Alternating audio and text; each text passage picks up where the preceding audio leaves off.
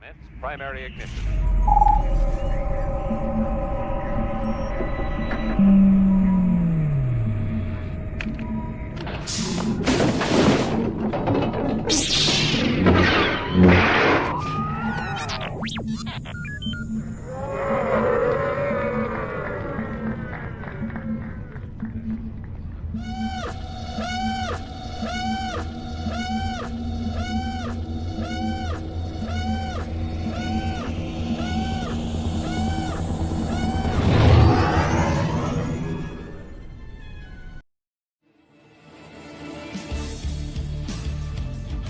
Hi, I'm Juan Davis, ILM model maker, and you're watching the Virtual Cantina.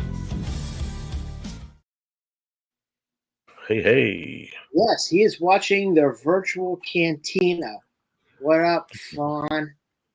Well, hope all is well. Ladies and gentlemen, welcome to the final week of movies we are thankful for. And we are watching a special movie that Jeff has been pushing for quite a bit now. Jeff, why don't you tell us a little bit about this movie? Well, originally it was because it was Star Wars adjacent, Carrie Fisher. I'm sure many of the little people in this movie were in one of the original trilogy movies, and especially the third one. I think we know somebody who's actually in it. But anyways, this movie takes place in Culver City. You can see in the the overlay, and literally on this street is where I grew up. So this street was converted into a movie set adjacent to a movie studio. In it had to have been summer of 1980, and in the summertime I was away from home. I was in Oregon. Well, different home. I was with my dad, and this got shot while I was away, so I got to hear about it after the fact and then see a movie made, basically right in front of my apartment building. But anyways, so it's Star Wars adjacent. It's got Carrie Fisher in it. It's got, the comedian of the day, Chevy Chase, who's always been funny. It's got, Billy Barty, who's amazing comedian as well as a little person, and a ton of little people you can see in the shot. And then it's related to timely movies, Wicked. It is based on the what happened offset for the Wizard of Oz. So this is what everybody did to blow off steam, maybe. I don't know. And then there's some odd nonsense thrown in as well. So, it'll be what it is. So, it's probably not a movie that would get made today, but it's unless it was like a documentary or something.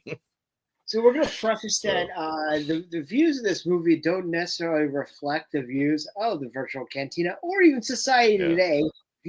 Definitely not. But we're very excited about watching this. You can pick it up either on Prime, on YouTube TV, or Apple TV for $3.99 currently. So we'd love for you to join us for that. But once again, thank you very much for joining this. As we are getting ready, next week is the start Monday of Skeleton Crew. Yeah, they moved the date again. They love to do that. Like, oh, it's going to come out on, this day. And then, oh, no, we're going to put it out a day earlier or 3 days earlier or something weirdly. I don't know. It's just weird to me. So a lot of us are going to be going to see different premieres and showings on Monday and some people on Tuesday as well, but very excited about that. And also, don't forget, you can join us on Tuesday this week. We will include the Skeleton Crew therapy session into happy hour, just because we don't have to leave the room to talk about it. We'll be all there for that. So if you're watching on a Monday night, you can come join and talk with us on Tuesday. We are starting next week our virtual Cantina watch along of the Skeleton Crew, starting on Thursday, December the 5th, episodes 1 and 2. And we are going to have 2 special guests join us for that. First and foremost, we are going to have our good friend Marty Matulis, who is Vane the Pirate, who you might remember from Mandalorian Season 3. And then joining us for the second half for episode 2 with Marty, we will have the fight coordinator and one of the stuntmen, Nick Bennisman, joining us. And it has some great conversations about the making of the Skeleton Crew. A lot of people are very, very excited about it. I know a lot of our friends who are in the industry have seen it already and say, it's made for us, like a love letter to us, the children of the 80s, which is very nice. And a great new poster came out today as well of almost like an ET-esque with some X-wings going across the moon, which is kind of cool. But yeah, we're very. They've had a very, very retro vibe to a lot of their graphic choices for the upcoming show. So very excited about that, and I hope you will join us for that. Obviously, we got Black Friday and the whole holiday weekend coming up right now. Our TeePublic store and all TeePublic stores are on sale currently at 40% off. We got a whole slew of stuff, a whole bag of with your name on it that you can get on sale right now for 40% off. Go to tpublic.com/user/virtual-cantina, and you can get one of our nifty things. We got a whole slew of stuff that you can get over on TeePublic. Like shown right here, right now. As you can see, we got a whole bunch of graphics there, including the new Clone Wars Revisited. We got a great Acolyte shirt. We got a great number of holiday shirts as well, including our ugly Christmas sweater and our ugly Hanukkah sweater as well, and our VC Rebel wreath. There's other stuff that we've had in the past, such as we have our Patriotic collection that's there, our Pride collection, some other great graphics we have here, our Hu Yang Forever shirts. Hu Yang is for the younglings, as well as the Baru crew, to the Daughters collection. If you like to click over with the Saj Ventress.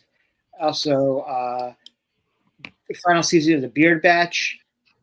So we got a whole bunch of stuff that we're very, very excited about.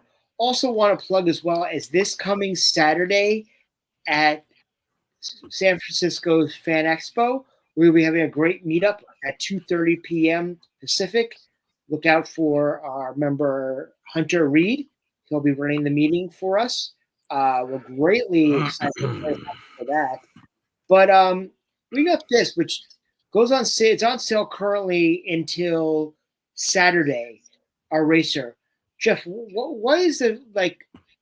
We always talk about the racer as a collectible. If you're going to con and you want to stand out, how's this affected? Would you say like not only just our nucleus, but also how we've seen like the VC logo, at other shows, not just Celebration, but Celebration in particular. It's definitely a standout shirt. You always get questioned if you're 501st because they do similar racers, but it's obviously not 501st. But if it's something you can spot from across the hall, which is kind of fun. The different color schemes for different versions of it have been very, very, noticeable. And you get the weird thing where it's like people say things to you like, oh, you're part of that group, or, oh, we've seen a ton of those shirts today, or, whatever it is, depending on where you are, because we tend to be out in force when it comes to wearing things like that. We really do. So don't forget to order our exclusive shirt racer for Japan up until this coming Saturday. And if you're in the continental United States, you will have it in hand before Japan. Whereas if you are international and you're purchasing, you can pick it up at the Not So Virtual Cantina Special Edition, which is the night before Celebration in Japan, April 17th. If you are a member of our family that was part of the Virtual Cantina family vacation, you have access to getting tickets for the Not So this coming Sunday. We are releasing 50 tickets to family members that were on the trip. However, we will have tickets available also for the general public on the first of the year. Includes a buffet dinner, all you can drink, swag bag and t-shirt. We'll have karaoke. We'll have special meet and greets. Sabak being hosted by our exclusive sponsor, Hyperspace Props, for all your Sabak needs. And if you use the code NSVCSE, you get 10% off your purchase. But very excited also to announce this is that this coming weekend, starting on Friday, the new Kessel Sabak set is available and on sale. Kessel Sabak is the game that they play in the video game Star Wars Outlaws. And you get 20% off your entire order just by buying this weekend. So if you're looking for some good credits, you want to play Sabak in Japan, which you can play at the Not So, or you're looking to make a selection or a plan, grab some from there. We're very much happy to have Hyperspace Props with us again in Japan, and that's going to be a lot of fun. But also another thing we want to plug is that we are at 70,000 members, which is unbelievable, considering the fact we hit 50 day one of Celebration in London last year and 60 by the end of the weekend. So it's taken a little over a year and a half for us to get another 10,000, which is crazy considering in London it took us 4 days. So we want to thank all 70,000 family members. We do greatly appreciate you being a family member with us. And we're on the march to 100,000. As we mentioned, we're trying to get to 100,000 by Japan, which is entirely possible, which is great as well. But Jeff, you've been around since, in the, 3,000 to 5,000 number, if not less. I would imagine something like that. Yeah, it's always been a good resource. That's the only reason I even joined and hung around, as it were. There's other celebration pages which I really don't see much activity from one way or another from the admins or the members of the page. So the fact that I was able to come in and get good info on or see early posts about this or that, well, not early, but right on, kind of like, oh, something just dropped, here's a post about it, and being able to keep up with things that way was always a plus. So definitely a nice group to be part of when it comes to resources and cool people.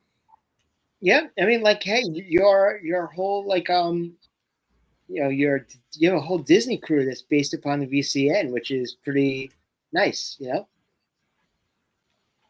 So you're not not that you wouldn't hang at the parks by yourself, which you have, or gone with Vermont or anything like that, but you have a whole posse now that you guys literally bound in tandem outfits.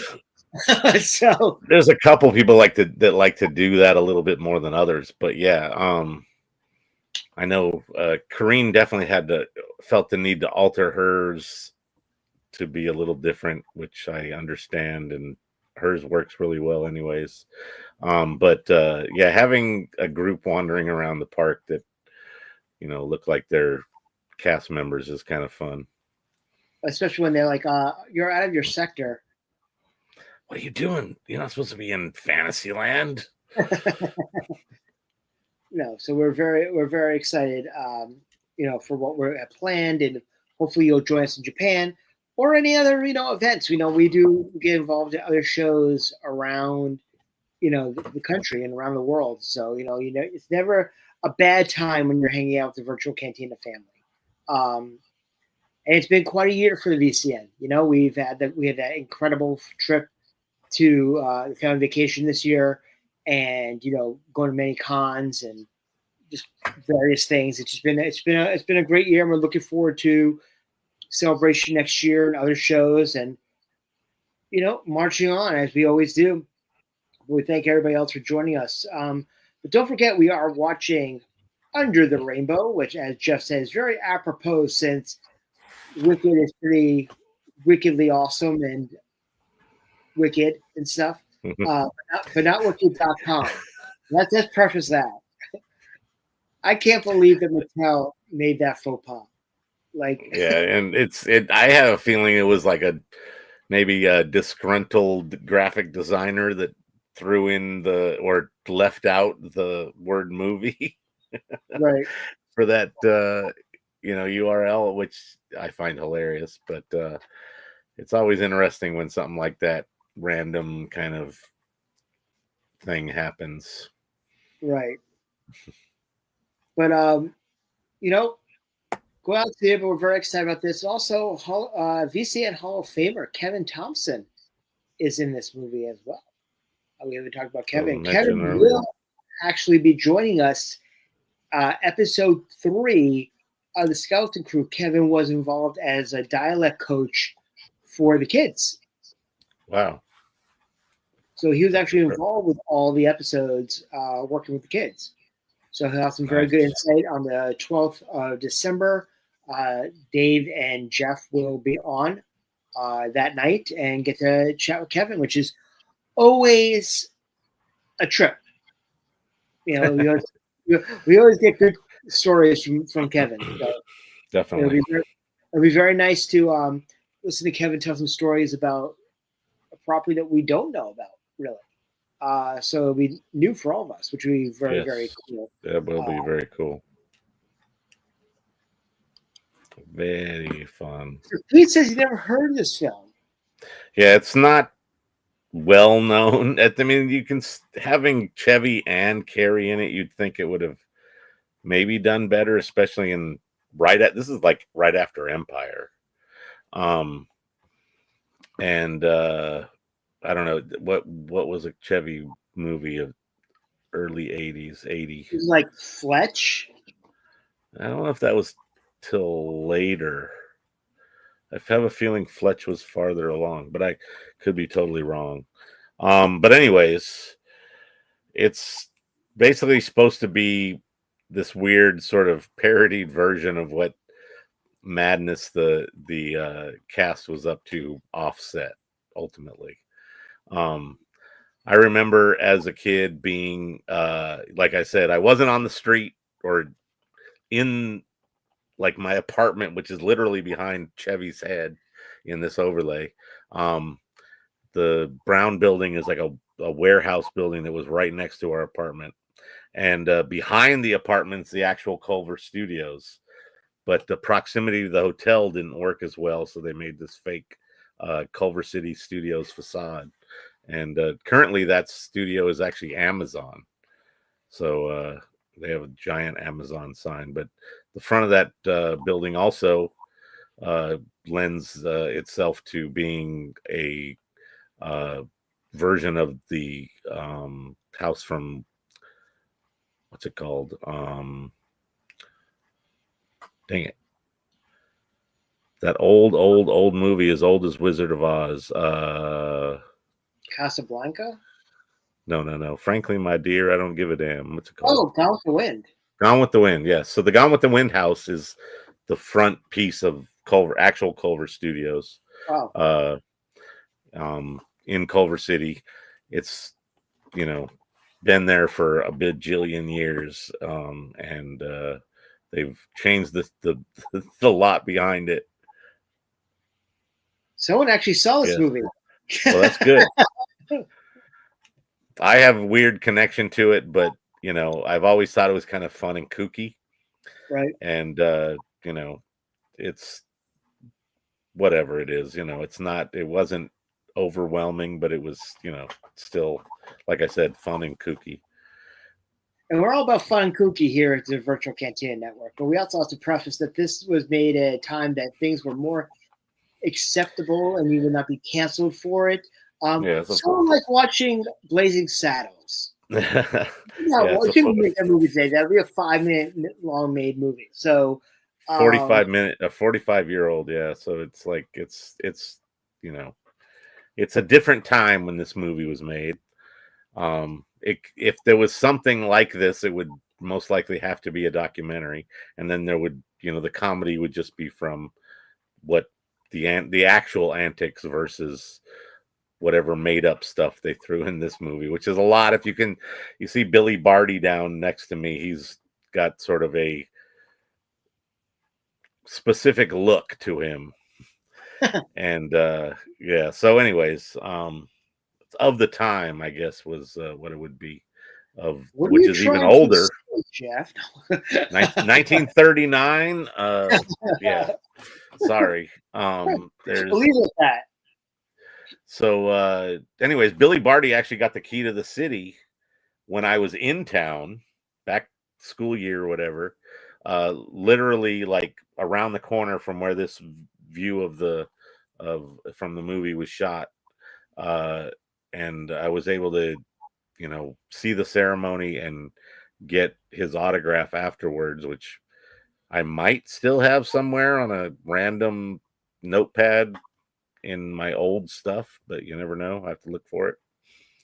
But yeah, it was interesting of this movie for whatever reason. I get the reason, but that kind of notoriety, getting the key to the city.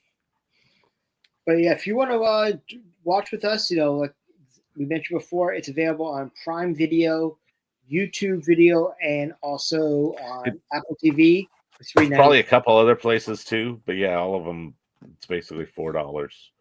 Yeah. So, love to, deal with the shenanigans with a whole slew of people. Thank you very much all for joining us. We also want to, again, plug the fact that we are on the march towards Star Wars Celebration. We're having a lot of news desks and things every other Saturday. For now, it's going to be another news desk for us. But also want to mention as well that for family, friends of the Virtual Cantina Network that were on the family vacation, tickets go on sale for those members this coming Sunday for the Not So Virtual Cantina Special Edition. And then the general public tickets will go on sale on the 1st of the year. Should be a lot of fun. A little bit of the best of the Not So and the best of Bunta in a condensed form. And, it'll be like a weird sort of cross variation, sort of, I don't know, maybe a one-off. Mm-hmm. I mean, honestly, and this is a straight shoot to everybody. Let me run out to you still a Blockbuster? Yeah, there you go. I don't think Blockbuster even existed in 80 or 81. I think it came in a little later than that. Was it like Dr. Video or something like that? Or yeah, well, I don't know. At that time, it was like very few and far between when it came. Right, yeah, because I remember even buying my first VHS tape in 88 or so, and or 89, and I bought Bill and Ted's Excellent Adventure. It cost like $100. Yeah, like $30, $40 for that. But yeah, I think this is going to be a one-off. Honestly, with what we have planned, if we were not basically forced to do a will call for celebration tickets, I think it potentially would have been a full-fledged Bunta with what we have planned, and we definitely have enough stuff that possibly could have done it. But it does like skew the time frame. That's the only issue, is having that like lack of extra time. Right. So, which is fine because whenever the next one is, we will do episode 5. the Boonta East strikes back. So it's fine. It is what it is. But we're excited, and we're very excited about who we're going to be bringing for the event and everything we do, and you'll have the typical shenanigans that we're known for, and then some. It's a nice cap to kick off your celebration experience, and it's nice to know that after 5 years we are a staple at Celebration.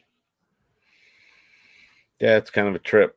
I remember when it was sort of like a novelty thing, and there was, the swag element attracted my attention, and just kind of the, something to do to hang out with people before the convention, more things to do.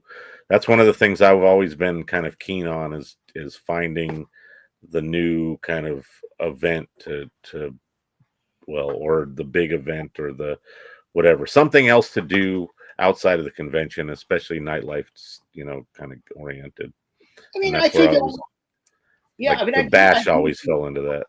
Yeah, I agree with you on that. I mean, I feel that, where Celebration is fantastic, I feel that like the full experience when we know that like we're all day at the con, and then we're going to go like party at night at like some Star Wars exclusive event where you never knew who's going to show up, was Right. always the us in the bash. I mean, I feel very honored that the VCN's events have been considered by many like on the level of the bash, which has always been the staple after party, like must do or whatever Right. kind of thing. No matter how good or bad it is, you always want to go to the bash. And the fact that people utilize us in that same conversation of events that what is your celebration experience going to be, and then a VCN event is included in that, that's a testament to all of our members and all the crew behind the scenes that get the stuff done. Peter asked one good question: what kind of a sort of buffet will be? So I know a couple of the things that are going to be there because it's a British pub. So I know like fish and chips are going to be on the menu. Yeah, it's leaning towards like standard pub food, right? Yeah, with a little bit of an Asian flair. I do know that our events manager Kathy is over the next week going to be working on the menu with the restaurant. Nice. With some stuff. So we'll have that all squared away. But it's gonna be a lot of fun. And also, if you're a drinker, hey, 3 hours, and the especially drink menu that they have for us is, Jeff, you took a look at it. That's not like a typical, okay, you got one beer, one wine, one hard rock. A laundry list. That list was long. The only thing is my concern is that, maybe there should be a alternative for people that may not drink. Like if they wanted to come, having to pay the same price as somebody who's drinking is a little, but, but if you're drinking, you're drinking. Yeah. That's for sure. Eric, good to see you again. Eric, I met over at ICC Con this past year. So during Celebration, we will on Saturday have a family portrait, probably. We're waiting to find out who the photographers are going to be. Saturday of Celebration. Yes. Yeah.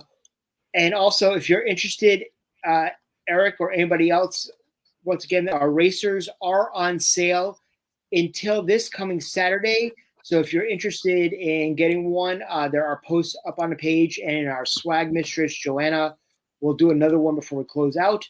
But however, we are planning the virtual cantina takeover of Disneyland on Tuesday. We're going to be at C's, and on Wednesday we will be at Disneyland proper. So hopefully, if you're there early, you could join us. Otherwise, join us at the Not So. But we'll be around. We're always around, and you'll know who VCN members are because we're typically, if we're not in that show exclusive racer, we're typically wearing the other racers when we're going around cons. So you'll see us in full force, one way or another, or wearing our hockey jerseys or baseball jerseys or other material that we have. Yeah. But we're about 10:01 Eastern Time, which is 7:01 Pacific right now. So if you're going to be watching the movie with us, please get all queued up to go. And whenever you're ready, Jeff, we'll hit the 10-second countdown.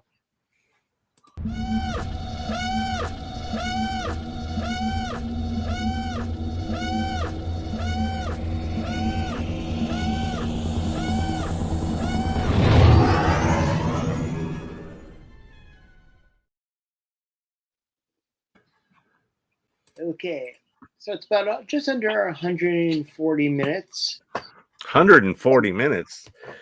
Right, an hour and 40 minutes. So it's about 100 minutes? Yeah. Orion Pictures. Wow, I haven't seen an Orion logo. Through Warner Brothers. It's like a weird variation of their title card. We don't know what time, Pete.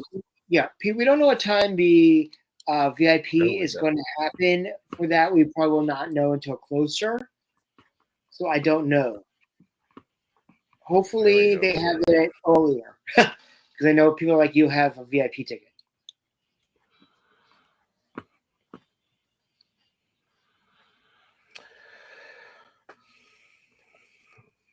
Some notables there. Adam Arkin. Yeah. I forget who was before him, but she was sort of good old Cork Hubert. I have no idea who that is, but it's a great name. Mako. Isn't he like Pat McCormick? I know who that is. Well, come to the part before. Yeah, well, Pete, you got to do some karaoke while you're here in Japan. You know, that's a staple. There you go. Well, hanging out is always more beneficial than shopping, I would say, at least for your pocketbook. I mean, you might also end up at the store later on too. So yeah, go shopping with a bunch of VCN celebration heads, and it'll be a little different experience. Right. Not that we're enablers or anything. Oh, where's my volume? Okay, so I've been reading the lyrics of this song, and it's really, really like, wow. Like, I don't know how to put it. Like, they're really leaning into the little people, theme here. Oh, there we go, 1938. I guess it was before 39. Yeah, this is something like, again, we prefaced this earlier, that the likelihood of something even remotely close to this being made today is slim to none. It would have been great if they had Stewie on here saying, ooh, play short, people. We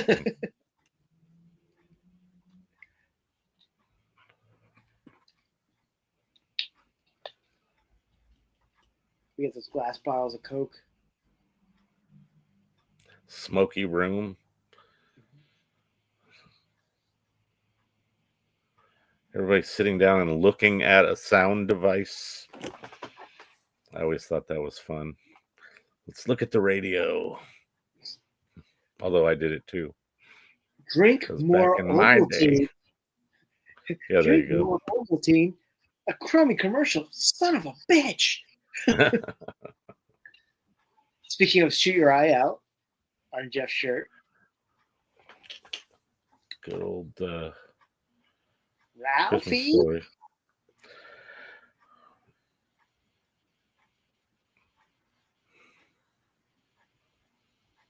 I wonder when they're going to release, because they did say that the Deadpool holiday special is going to come out this year. So that'll be kind of interesting.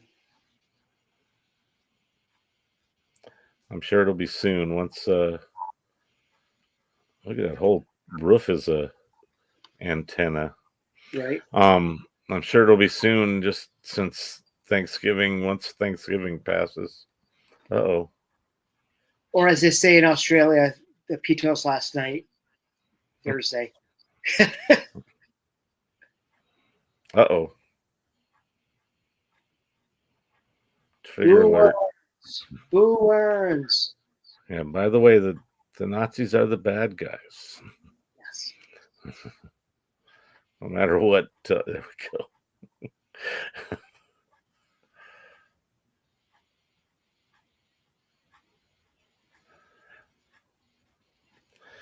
This makes me think of that meme that they would do with the video of Hitler from, I forget what the movie was, but he was speaking German and they would put subtitles over it. And he would be very upset about whatever the thing of the day was. I saw like in Little Nicky when they took that pineapple and shoved it up Hitler's ass. Any abuse of Nazis is okay in my book. Or when Indiana Jones accidentally runs into Hitler and he ends up signing his father's Grail diary because he thinks it's an autograph book. Yeah. Mary. You just did this thing how hit him in the nuts. Little slappy roo. That's actually funny. Yeah. So there's a lot of slapstick like that. So yeah, that's the funniest Zig Heil you'll probably ever see. Yeah.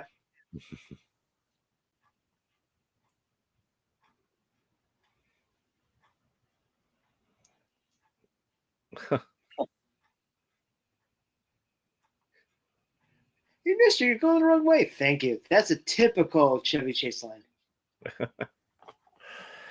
I'm Chevy Chase and you're not. This guy gives me like Roger Rabbit vibes.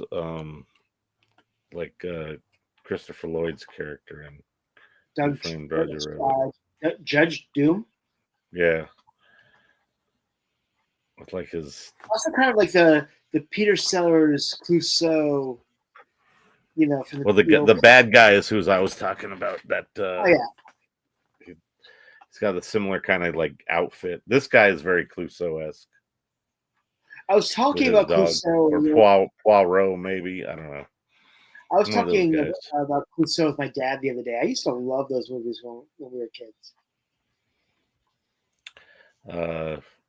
Pink Panther was my go-to. Anytime it was on or came out in the theater, I would be all about it. The Peter Sellers versions, though, right? That was Pink Panther, yeah. Yeah. This guy's got a gnarly beard. Beard and then some. Yeah.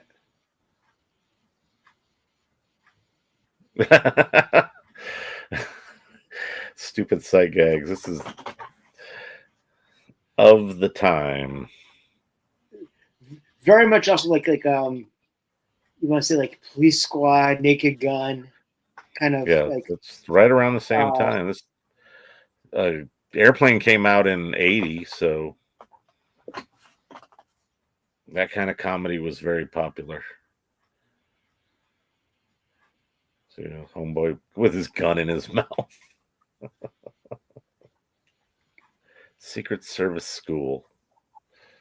Yeah, very much like like the Zucker Brothers type of. Yeah, it's very, very along those lines, but set in 1938 instead of the 80s or whatever.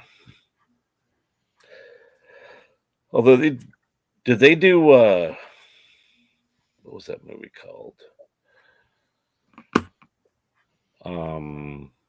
Damn. I have to think about it. So it's funny that they didn't actually shoot the Culver City. Maybe that is the Culver City version of Tara. No, that's definitely not. That is a model.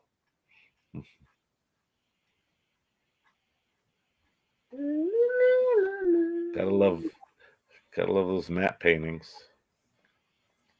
To quote a wise man named Jason Mewes, I hate how bullshit Hollywood is. They couldn't do that sight gag in a movie nowadays because of the technology is so different.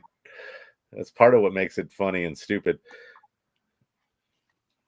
Oh, Wizard of Oz. I have to take a quick break. I'll be right back. Ooh, Okay. crazy shot.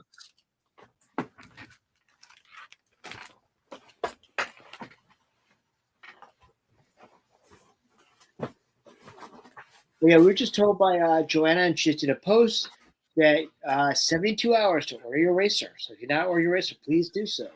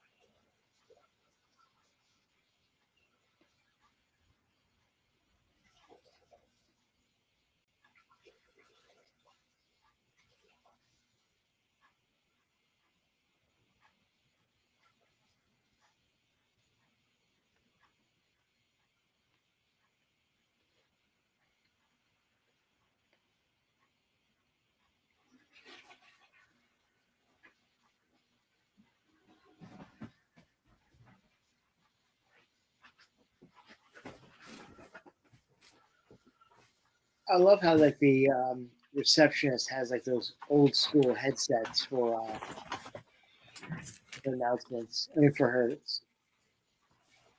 Mm-hmm.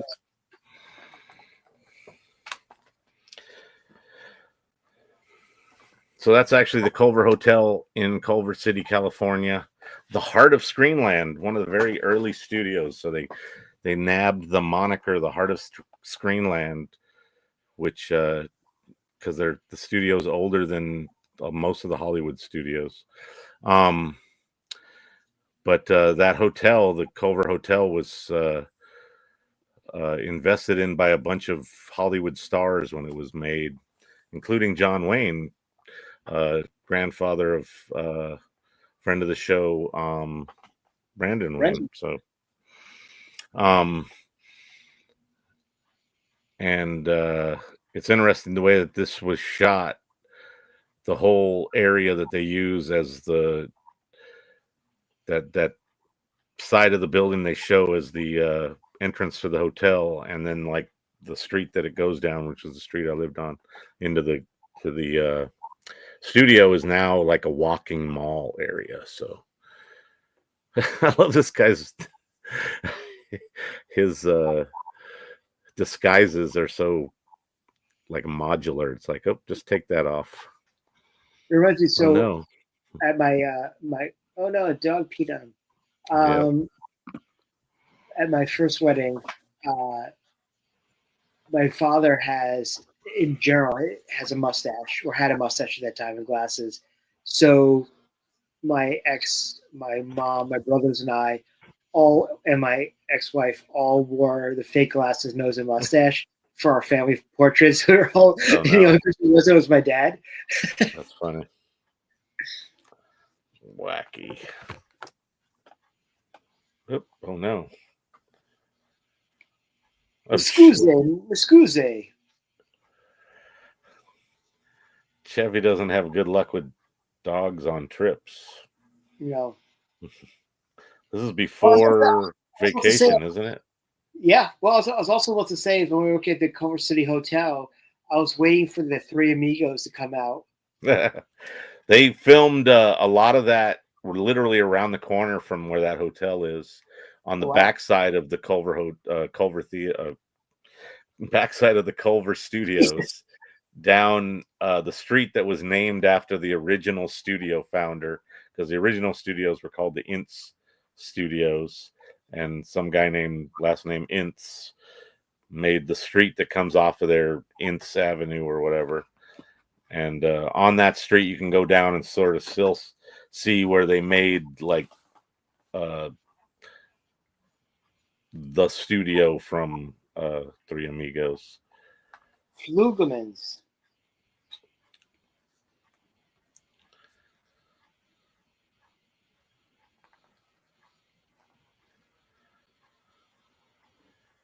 Oh no, that's It was crazy. a very underrated Zucker Brothers movie that's very much in this time as well.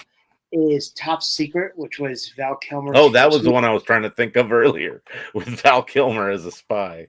That movie was. He's a rock star, Nick Rivers.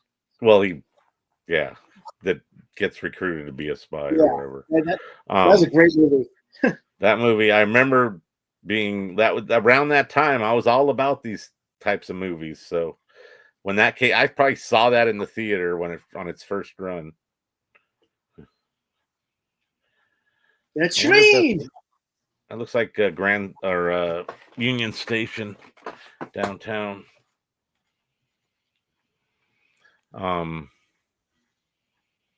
But that was where I was referring to the Nazis before. Was in Top Secret. There was like a whole sub-Nazi plot. Stupid. Yep. Like fascination with World War II at this point in time. And Peter Cushing was in that movie. I don't remember him being in there. You remember the guy with the magnifying glass? They took out the magnifying glass. Oh, and he had the giant eye. That's Peter Cushing. Freaking grandma talking.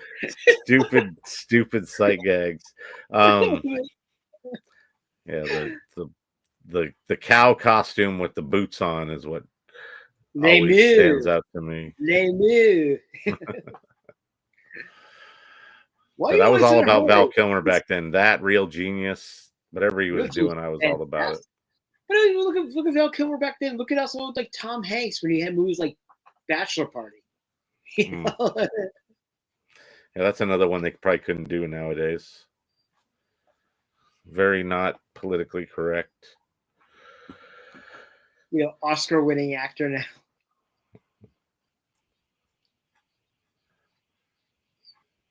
I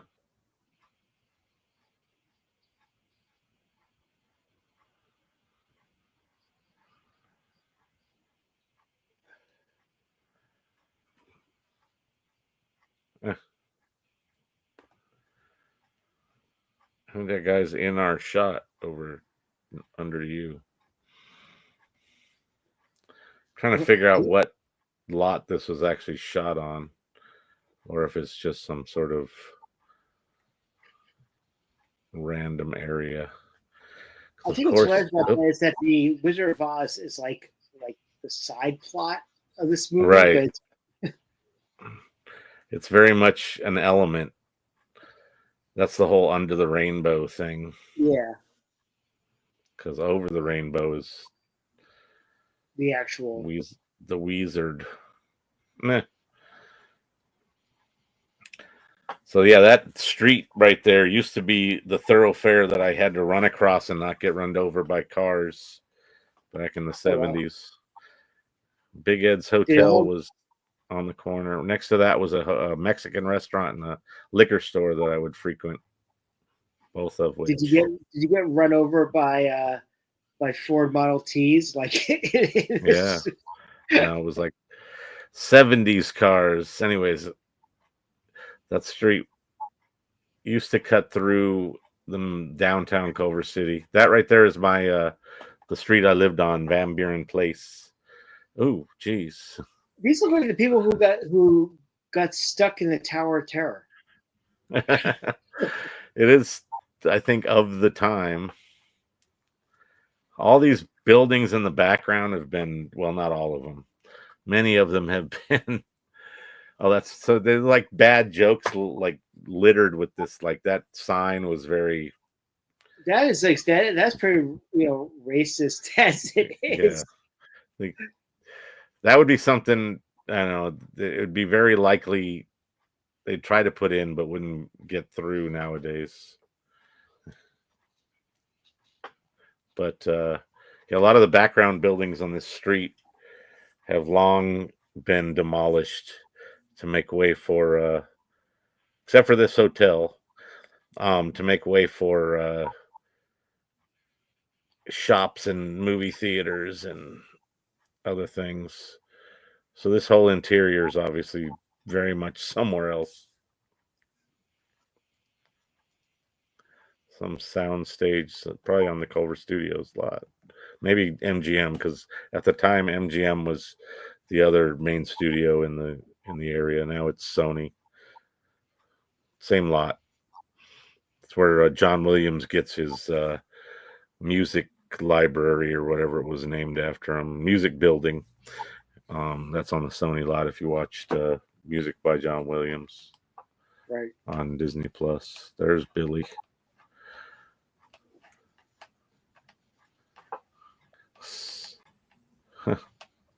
Chanel. So over there by the hotel, Big Ed's, is where they gave Billy the key to the city. They blocked off that little side street.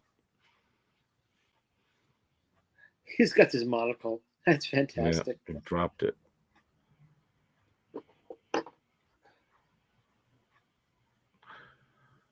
Wow. Holy crap, that line. Yeah, all that background stuff. That whole area in the background of that shot of them on the sidewalk is more of Sony Studios. It's interesting to see the layout from when I was a kid. I think I just saw Kevin a second ago. Huh? I think I just saw Kevin. Yeah, you're very, very likely. I wasn't paying attention. I'm sure he'll pop you, wiener. Pop up.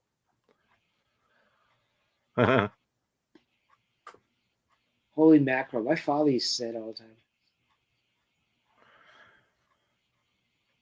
Guess he get his flask out.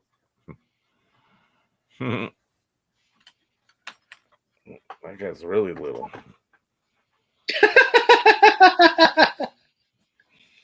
Yeah, it's all about the sight gags. Holy hell.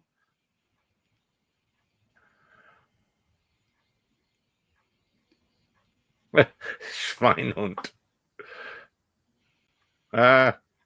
He's from Dusseldorf. Horrible jokes. That's hilarious, though. I feel guilty just laughing at this. Yeah, it's really like, oh no.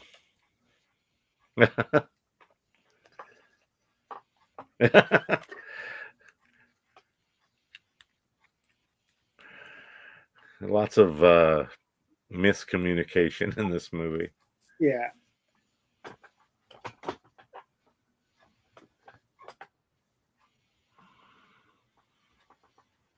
Take your pick.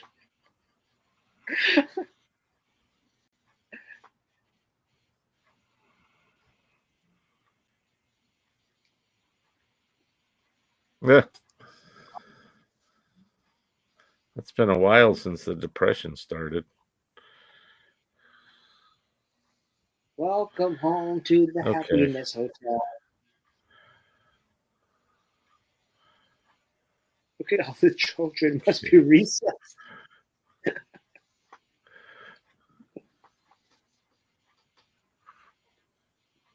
Was that the lady from Poltergeist?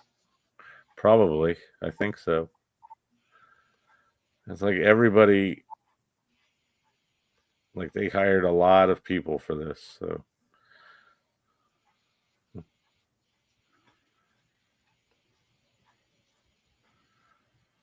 I got the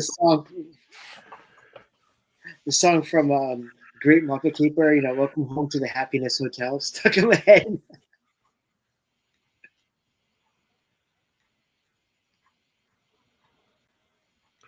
Young Adam Arkin. Right.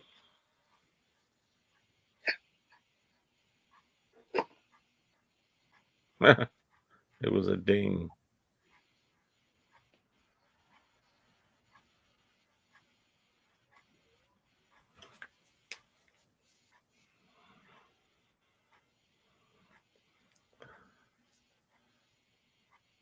Oh, jeez.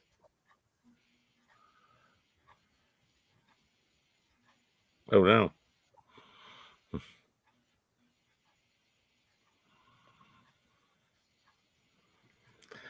Yeah, this is a very 70s, 80s movie.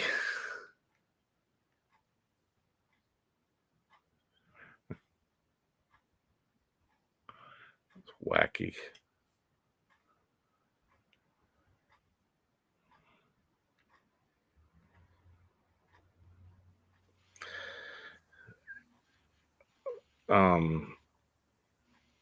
Fun fact about the Culver Hotel is they used it in Arnold Schwarzenegger movie, Last Action Hero.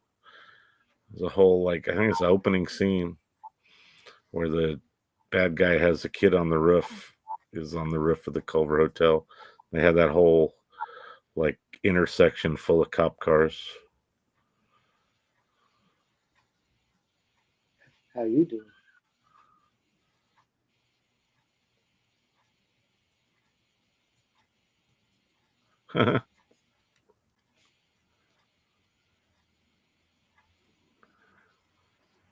uh,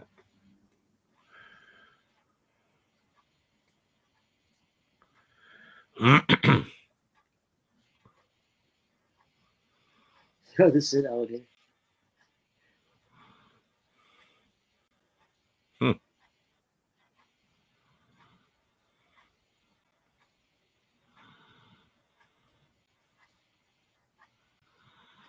Tricked.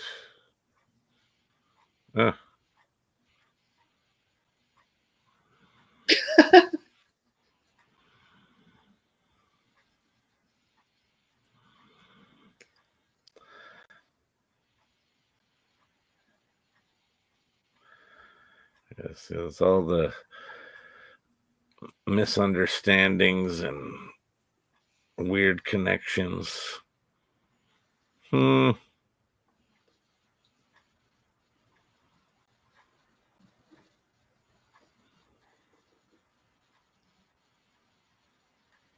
They're literally handing the script out for people to read. Like, Wasn't under lock and key. yeah, right. Nowadays they print everybody's name on them and make sure if it gets out, they know where it came from.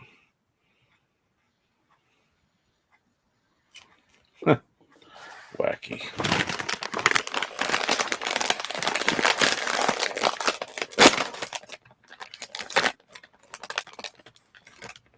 Homer.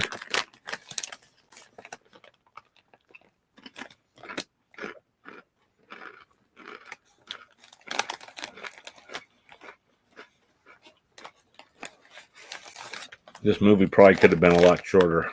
Oh, that was bad. I didn't mean that as a joke. But it seems like it could have been cut a little bit.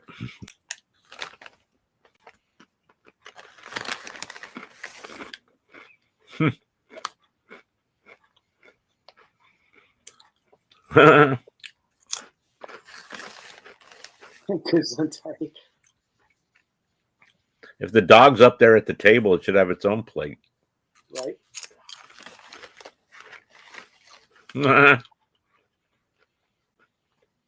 Hindenburg.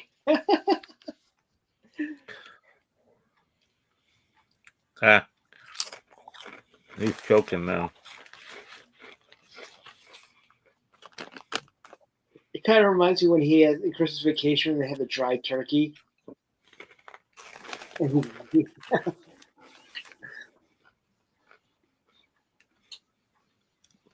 He Probably would have gladly gave the dry turkey to the dog, though. Yeah. In the Another back good with the movie. pigs. Another great movie with in this time period. Johnny Dangerously. Oh, uh-huh. Michael Keaton. Joe Piscopo. You know, a little later in the 80s, but yeah.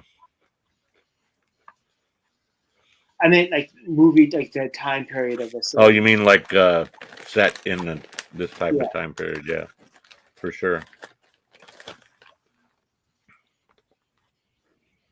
Oh, no.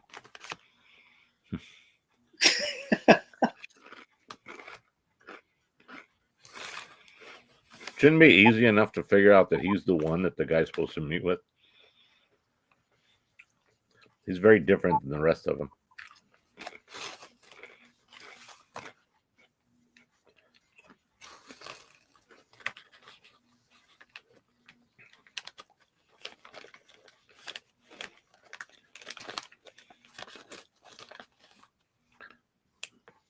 Wasn't that guy on like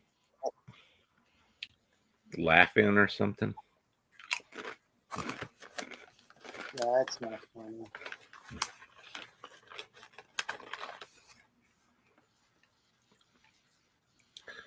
Pure goose liver.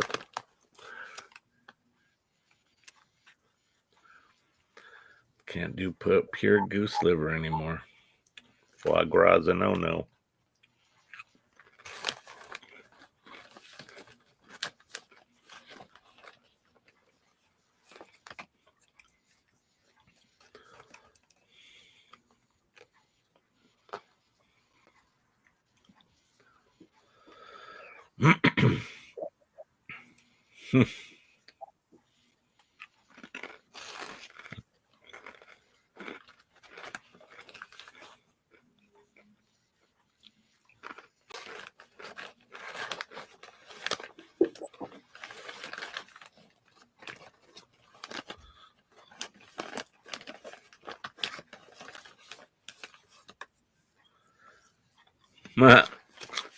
Chevy don't get his drink.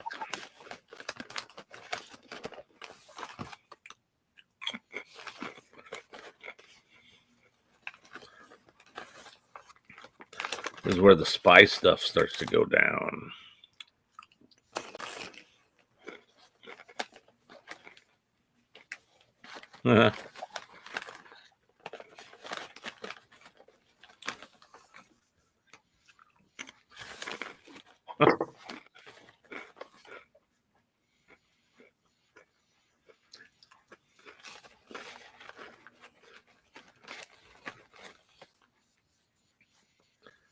Oh no.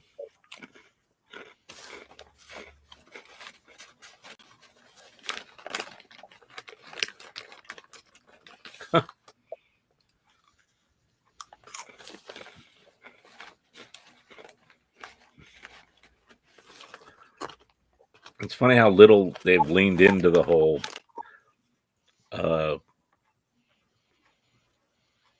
actors off set kind of thing so far. It does pick up. No. Gave him the one with the Alka-Seltzer. Yep.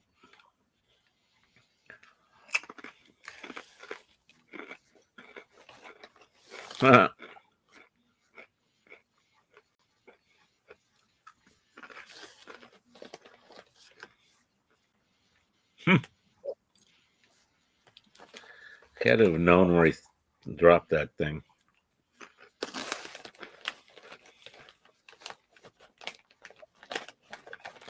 He's a bad spy.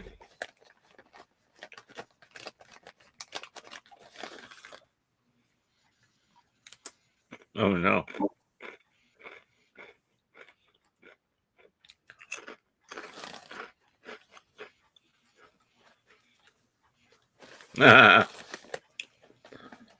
Uh-oh. Misunderstandings.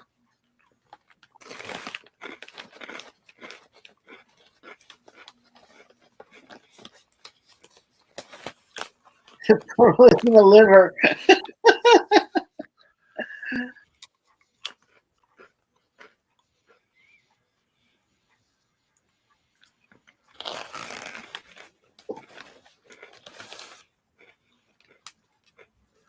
Whoops.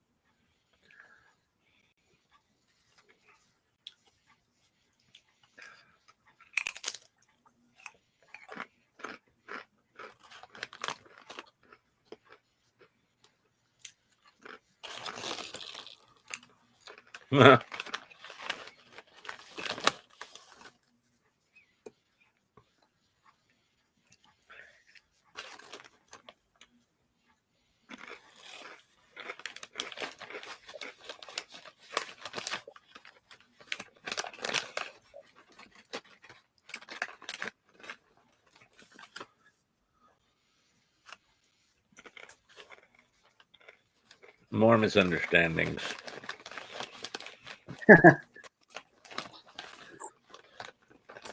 Everything in the 70s and early 80s was a misunderstanding.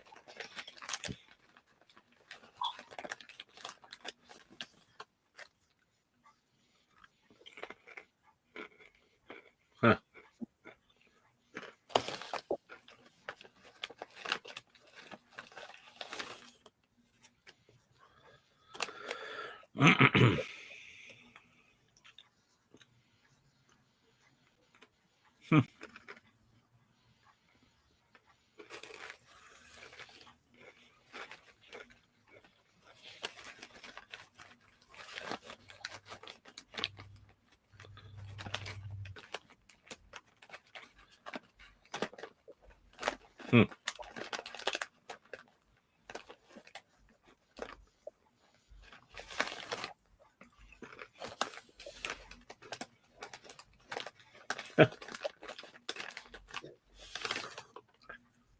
I just wait for him to say, the sheriff is a man.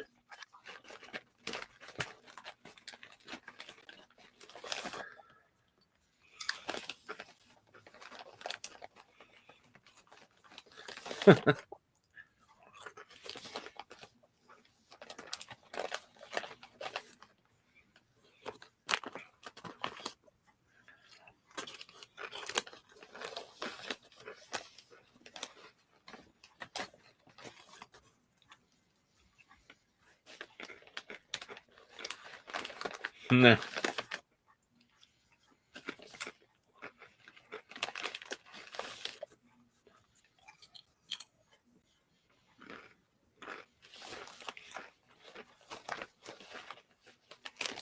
Nah.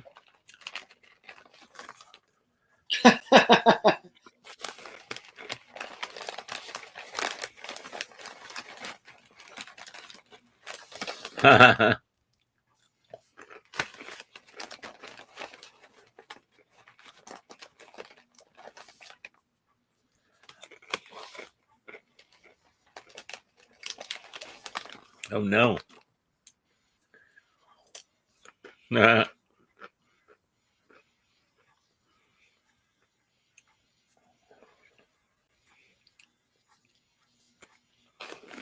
How funny considering the fact that she became a script doctor.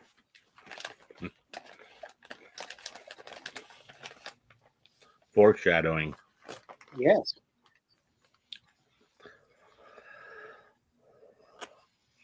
Yeah, they're all drunk going to the studio. Isn't it kind of weird timing to go to the studio? I am evil Homer. I am evil Homer. Get me present salad.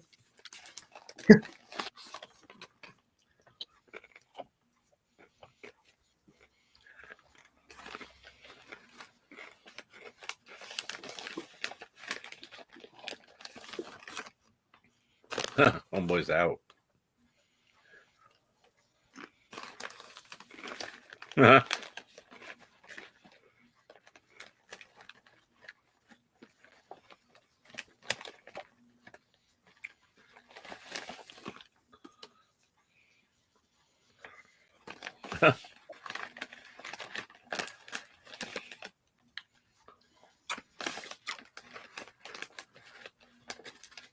Oh no.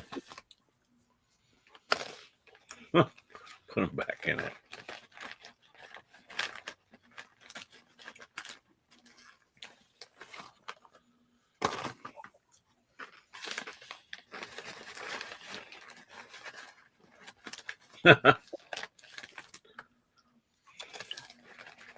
Oh no. Oh no, the dog. Fourth wall breaking dog. Is that dog pool? What made dog? Oh my god. Oh no. He's a toaster strudel.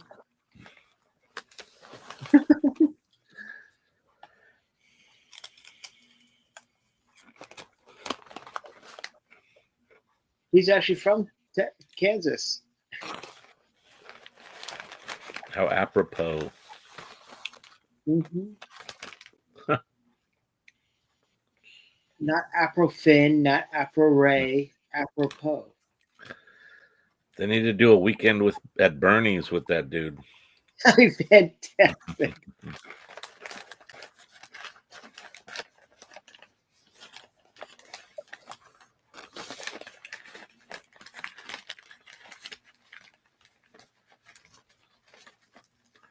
Oh no. If he ends up in the lollipop guild, that'd be pretty hilarious.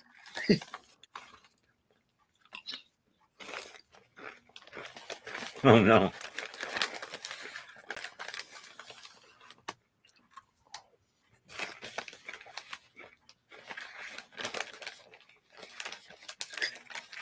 He's laughing. That was assault.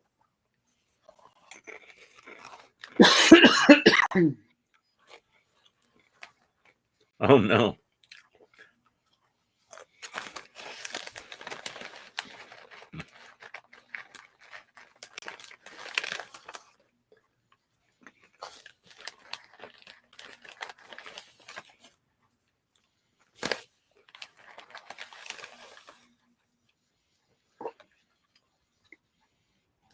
Huh.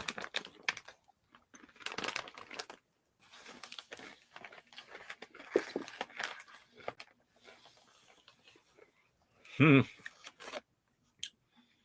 That'll hide his identity.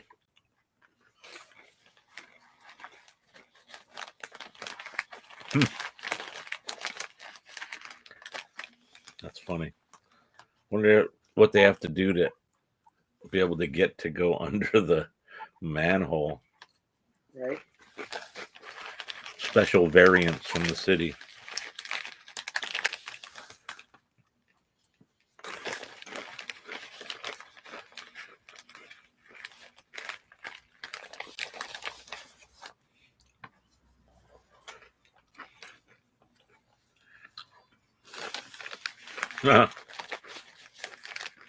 Oh no.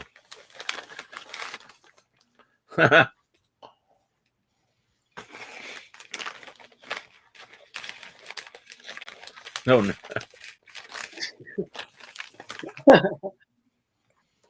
So goofy. Two Irish coffees. Doubles. Product placement. Yep.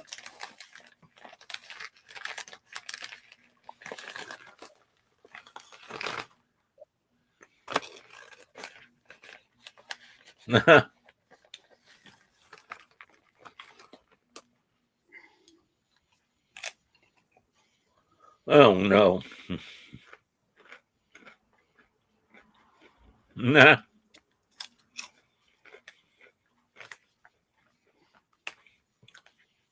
Chewed gum in a bullet wound.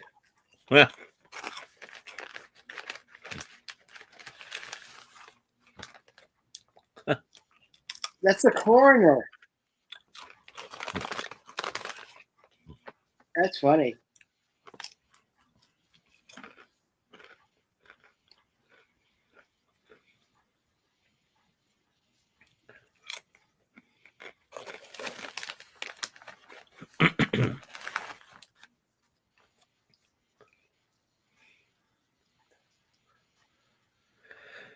When did he change? Oh, he went to set, I guess. Yep. Oh, he is the Lollipop Joe. That's even more funny. I was kidding.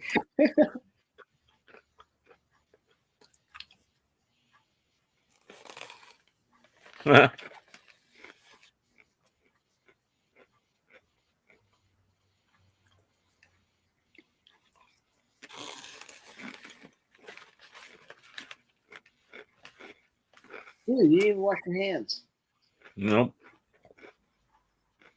No.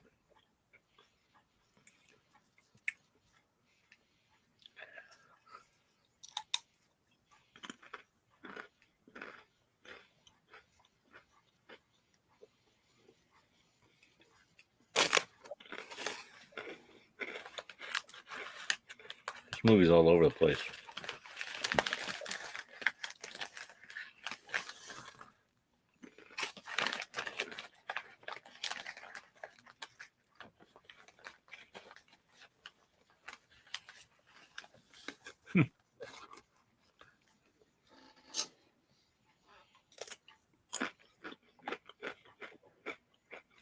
That dog has 9 lives.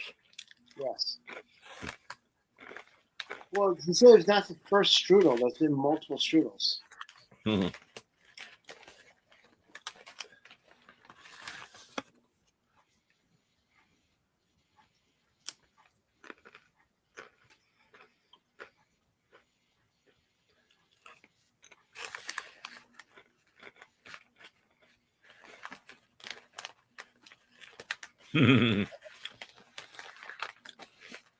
Feel like a new dog. That dog is going over the balcony. Right after that ball.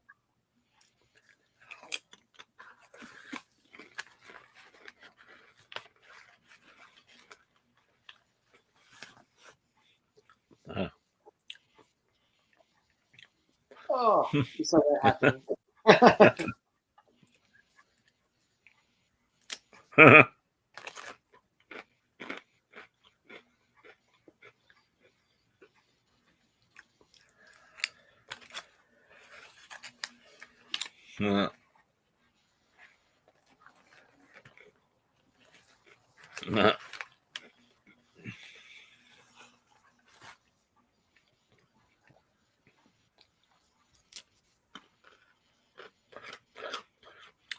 It's funny they show the lights outside make it look like they're amongst other tall buildings. Right. And that is literally the tallest building within miles of that area by multiple stories. Yeah, see, you called it. I saw that happening. Holy crap.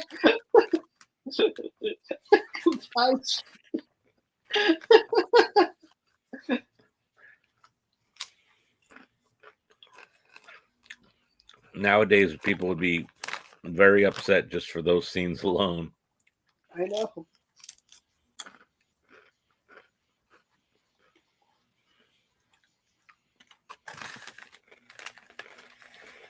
Huh.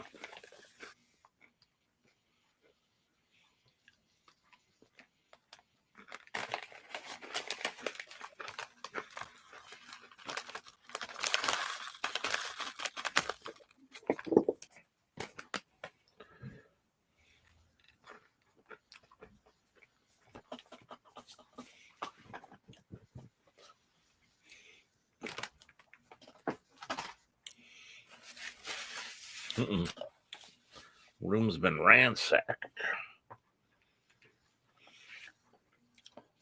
Oh.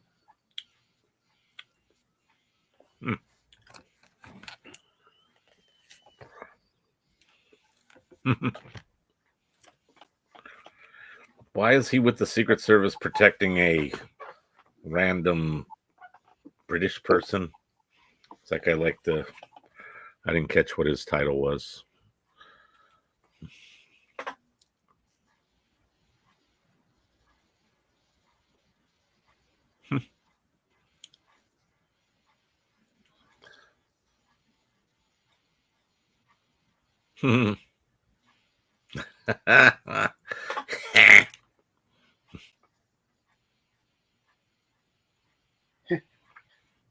Wow.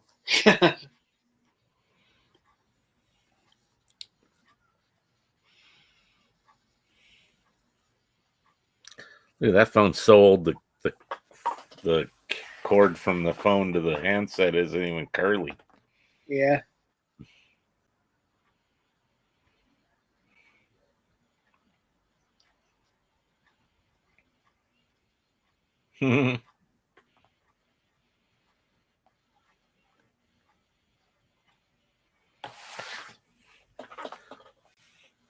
So this would have been like shot right after they did all the press for Empire. Yeah. So she was still messed up. Before Jedi, though. Mm-hmm.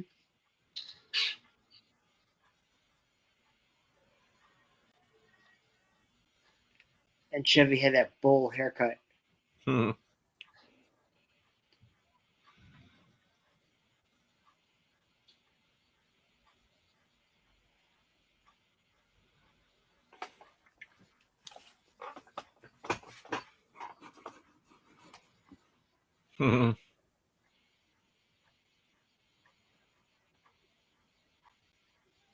She was handing that script out willy-nilly.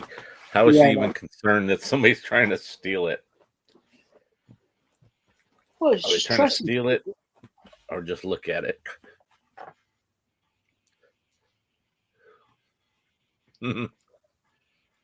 Uh,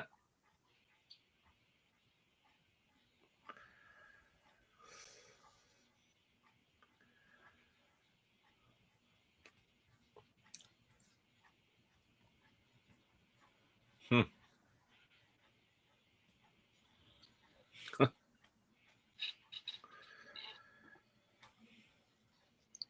I'm gonna grab another beverage. I'll be right back.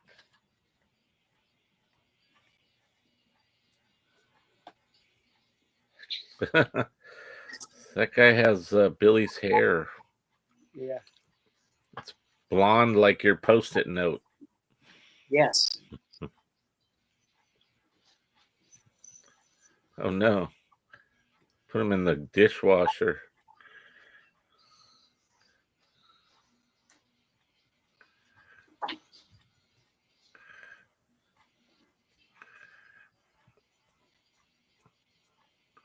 He would have got cooked up in there.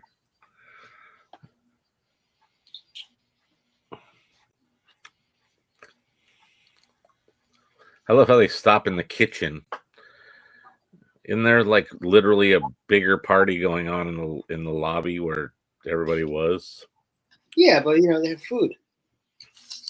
Yeah, well, it is a health code violation to say the least. OSHA. Yep, OSHA and May, they're both there. Yes. Yeah. Get fired. Still got crazy costumes and stuff on. That's funny. A lot of them had their Munchkin costumes on. Well, that guy looked like a little chef. She Mm-hmm. stole his hat. Okay, there you go. The apron was hotel property. It would have been great if it had the pig nose and the ears from Better Off Dead.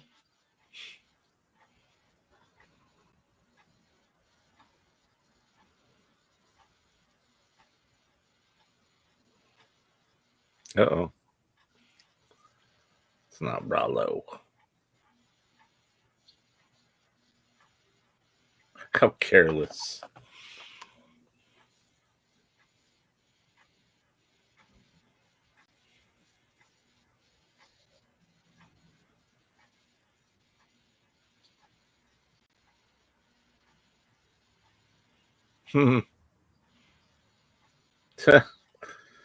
Bathroom voices.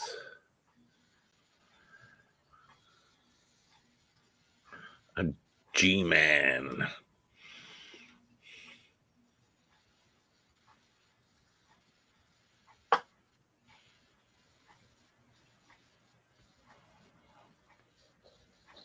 Mm. Oh yeah, he's wearing that outfit without the wig, and he's got that. Oh no, he cut off her clothes. Oh no, he loves calling people pig dog. I love he's using it as a shield. Hell yeah, it's perfect for a shield.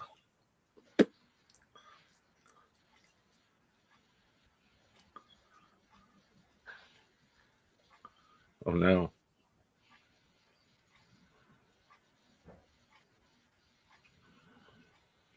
Nah. Oh no, damn, took his knife right out.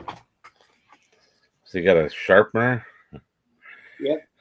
He's making the knife sharper. Yeah.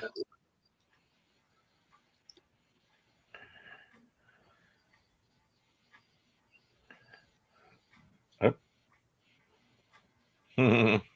Doink him. Could have knocked him out with that. He realized that's a sharper knife. Yep. Now we can do it.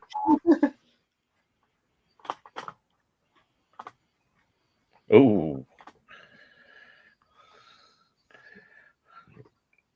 All the gags got to pay off like that. This movie is fantastic. It's so goofy. It's so incredible. There's some long lull parts, like them sitting around in the restaurant and other things that could have been cut down a bit, but it's just a kooky movie. I knew that's what I remembered it as. These gags are absolutely fantastic. Like the sharpening of the sword, he realizes it. That's incredible. Who thinks of something like that? That's amazing. Yep. But it's totally like you were saying earlier in that whole 80s comedic aesthetic, right, with lots of sight gags and wordplay.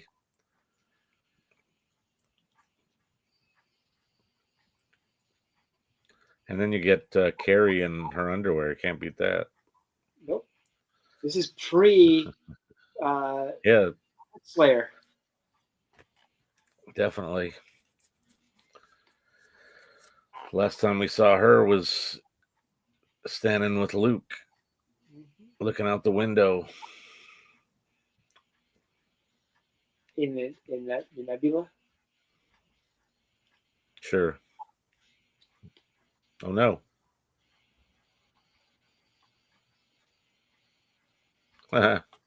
She tricky. Oh no. This beat is my recital. Heard that click. Can't get out of there. Oh crap. In the meat locker. Way to go. Whoops. I don't think that the little dress she was wearing would have helped much, but she's gonna get cold real fast. Of course, it bites the dog. Is that like a totally different dog now? Yep. Doesn't even look like the other one. Oh, that's a sheep. You know, he looks like Father Guido Sarducci. Remember him? Oh, he does kind of have a little bit of Father Guido Sarducci vibe. That's just like sort of Italian Guido. That was a name drop from our childhood. He was very prevalent around this time. No.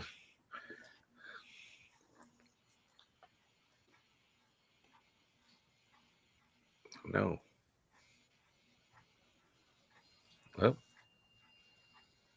the heck? Don't let that door close behind you, dummy. And there it closes. And click. No.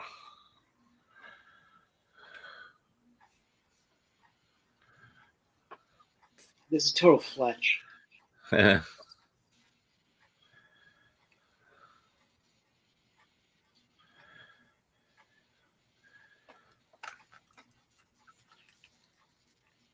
Oh no. Dead people in the corner.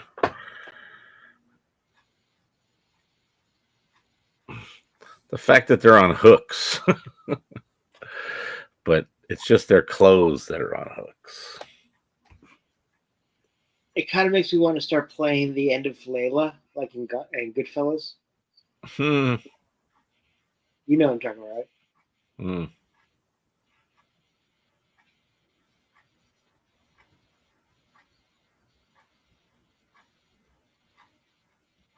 Pulling the gum out of the bullet hole. That's so nasty.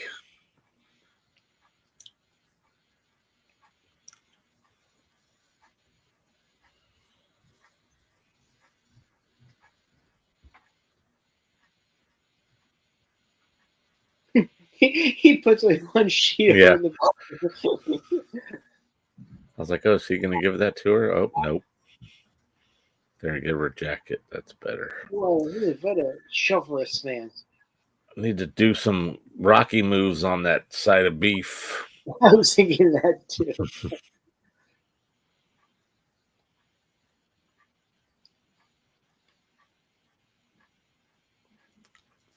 Use your gun, son.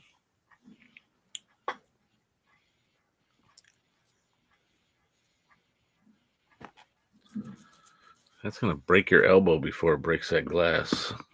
Yep. Especially since it's cold glass. Yep. It's interesting how she's got she had just done Blues Brothers before this with Dan and John. Right.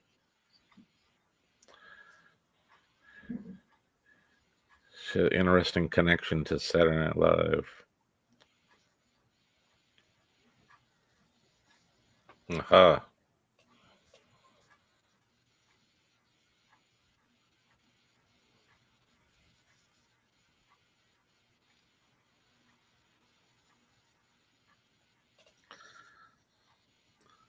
That's another movie in this sort of time frame is 1941 with John Belushi. Yeah.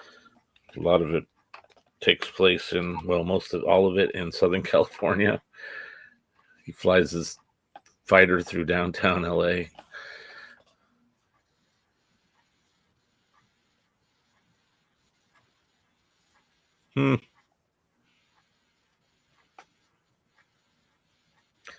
It's like, why would you turn the light off? You want to attract attention of people. Try to get you out of there. But it's more romantic that way. Yes, but they're in the fridge. Wouldn't he worry about shrinkage? Yep. Should be beyond that at this point. Yep.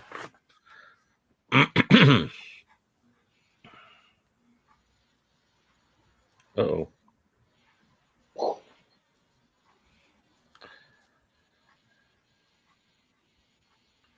He looks like Eric Idle.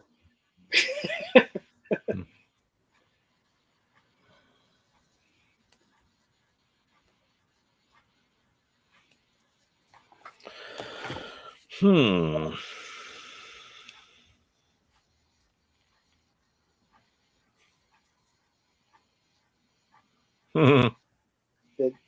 dog's gonna die. Dogs live forever.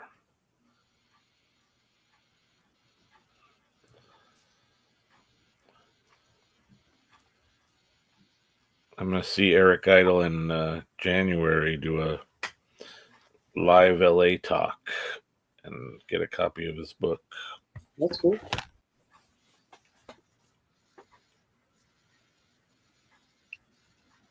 Oh no. You killed my father. Prepare to die.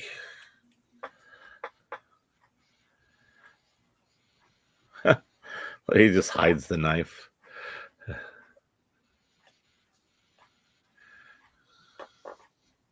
He still goes through the formality. He has to clarify. So stupid.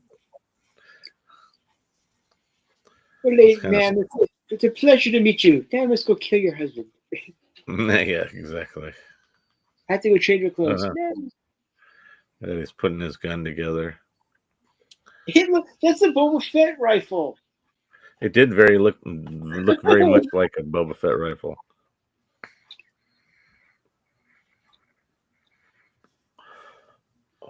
Especially once you connect. Oh, it's more like a Tommy gun. But initially, it was that first part, the handle, the stock, and the receiver part, or whatever it's called. The main. Oh shit! That's a long gun.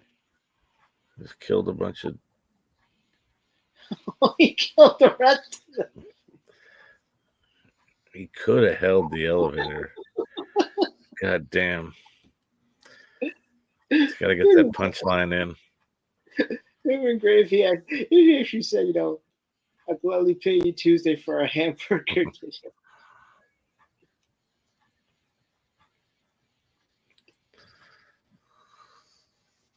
Oh no.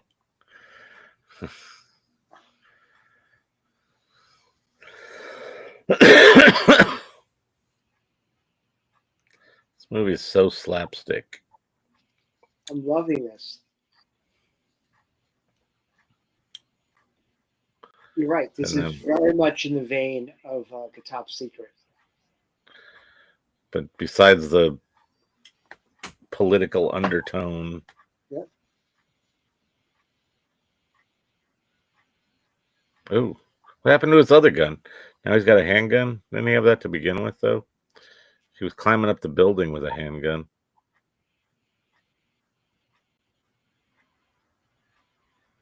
Now he's got the dog. Nah. It's a totally different dog. It's getting more like Toto, actually. Mm-hmm. I wonder if it's. I haven't seen this movie in a long time.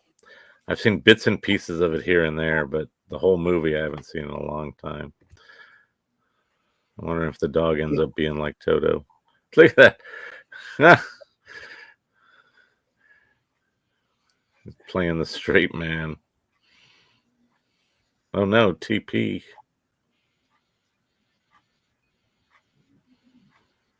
Nah. You yell it. Back when somebody actually picked it up.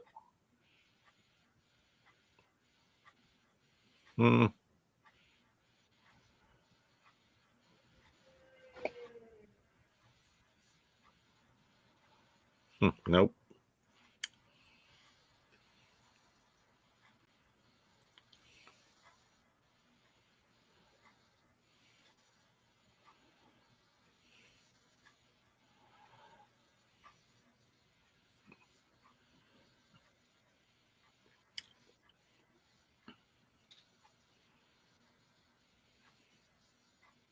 It's all creeping on her.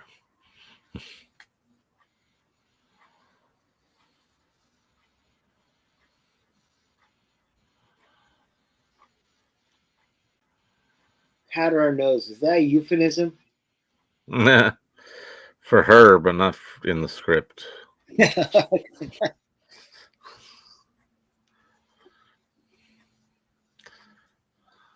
Duke and Duchess,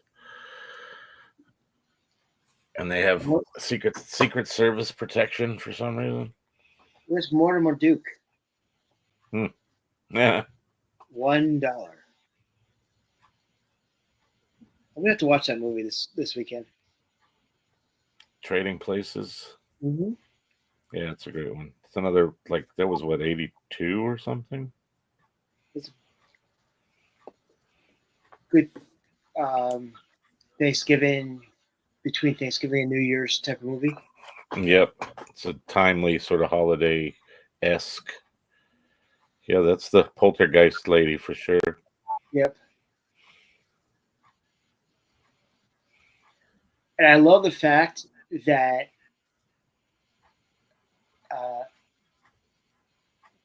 the Dukes are saved by Eddie Murphy in a future movie when he's playing Prince Akeem. All right. Mortimer, we're back. Yeah.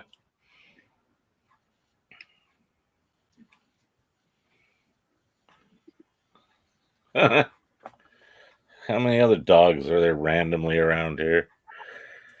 They're all named Strudel. Well, if they are. Barbershop in the lobby of the hotel.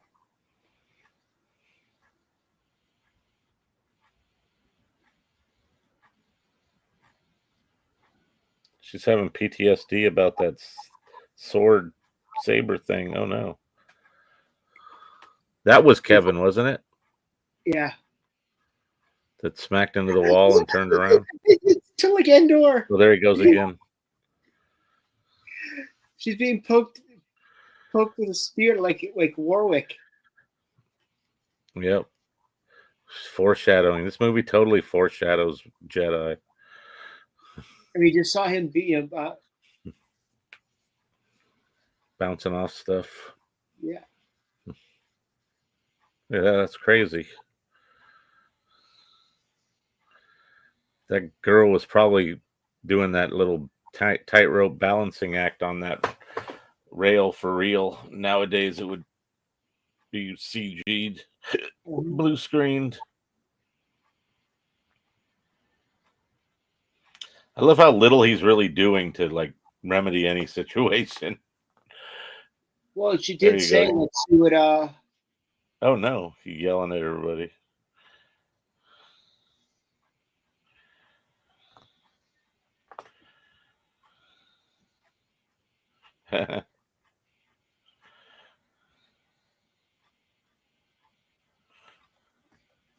Recapture the elevator. It's like you've lost it like a pirate ship or something.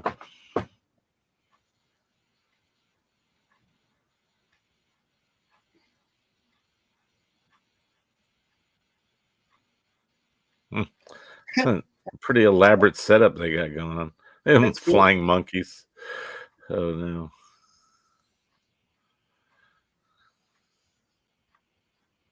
This movie is shortest.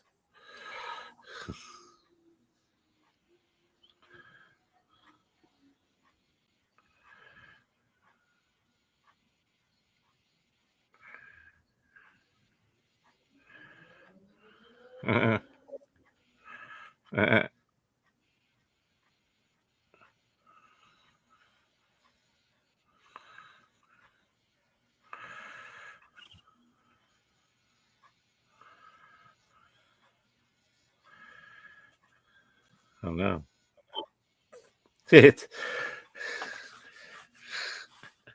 He's all cautious and then he just walks in all stupid. Like, oh no. A little bit of wacky Clouseau style stuff. Isn't that is that the guy who played Kato?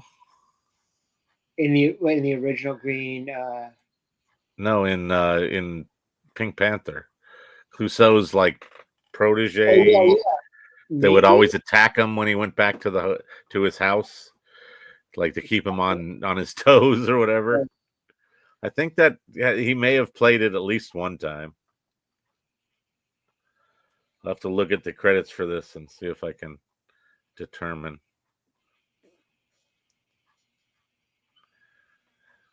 Oh no.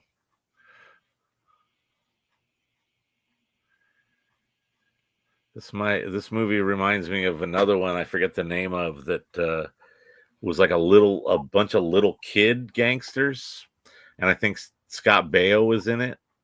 long before he played Chachi. Well, not too long, but a few years before he played Chachi. And they had like guns that shot cream puffs or some nonsense. Oh no.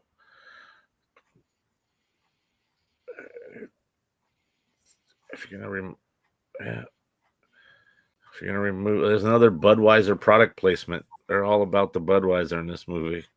Back in that Was day. Budweiser a big? Oh no, is that Tony? Yep. He got squished into a little person, turned into Tony Cox. That's fucked up.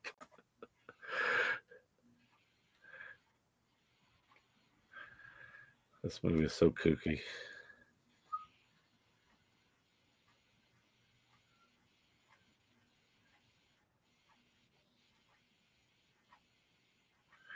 Strudel.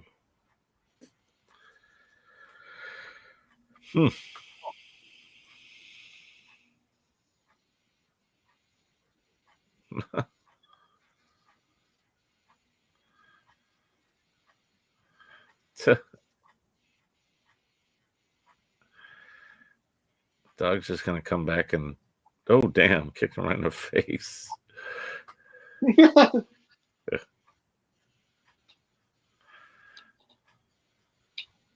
Oh no. Crazy connections. Have to have that weird connection show up at the last minute.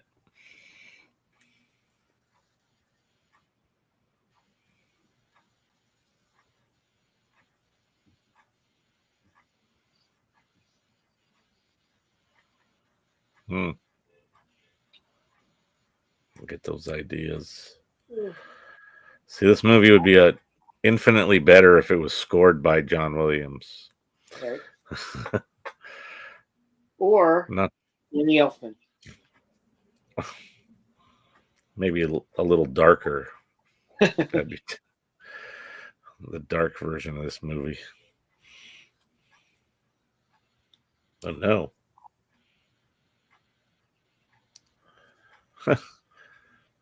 I love how he doesn't even try to get the gun away from him. Look at his handle up here. See, he's getting closer and closer to Toto, isn't he? Right. Oh, that's the same.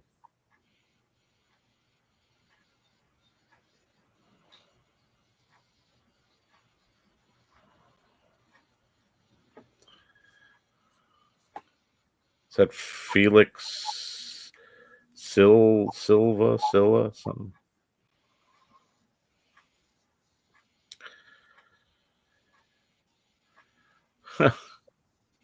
I love he plays that monocle really well. It's funny. Yeah. Nice swineherd.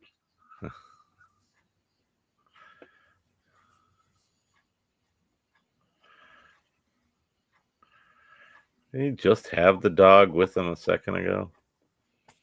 Why are you trying to track it down?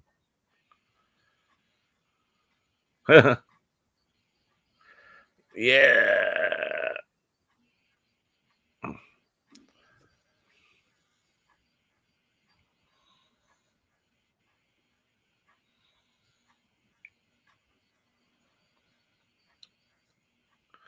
They'd have been right on top of him.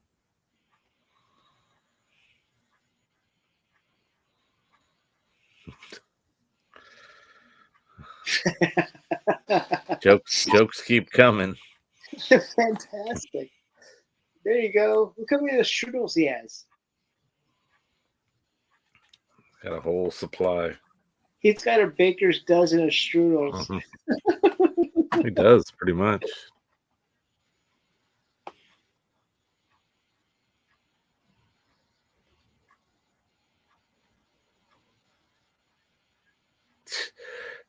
Didn't you get yourself into that predicament? Damn. Oh no. Is it Ken with the pratfalls? That was a hell of a little tumble. Oh, dude. Ooh.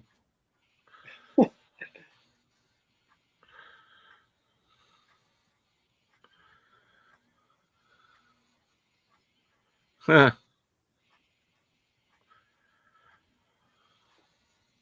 That's stupid. Why is his hat positioned like that? He's tied like Gulliver, you know. Oh yeah, huh? Kind of.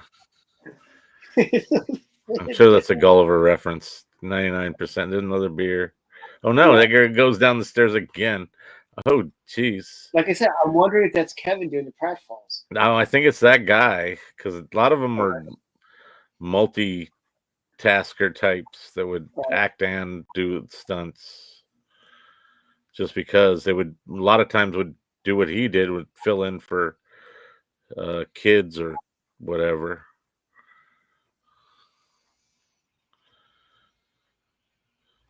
And trying to like And do there's face replacement or hide the face or something would totally be a pain in the ass back then.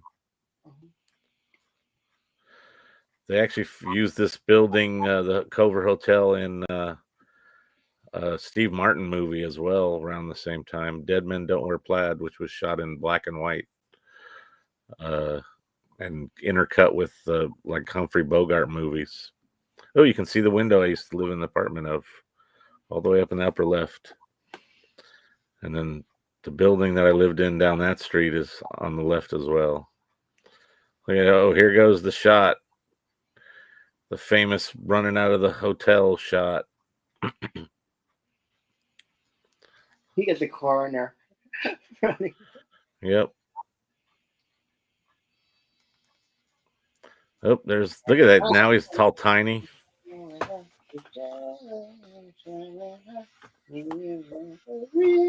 Yellow stop sign.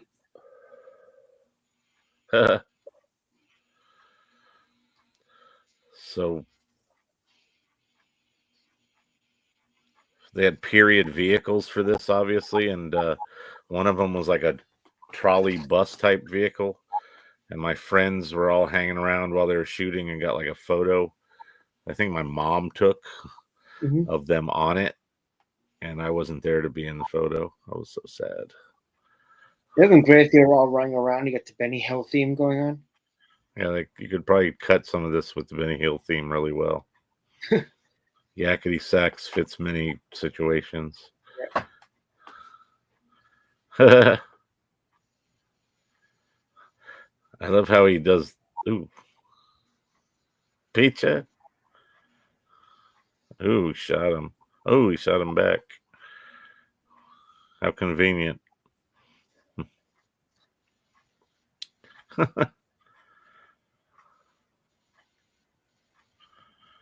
And he also got shot.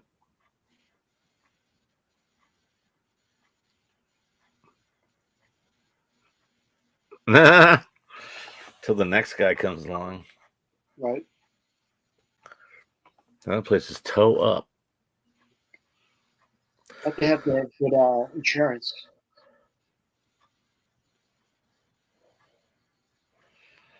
They have to have little people insurance. Yep. Footprints all over him.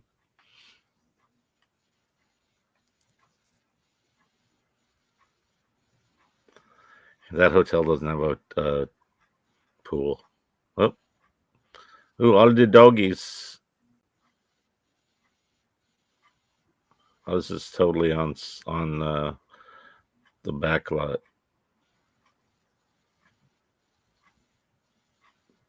I like how he's We're running. supposed to be. Yeah. Oh no! Dang. There goes your platform. Oh no! They knocked her off the board just by running across it.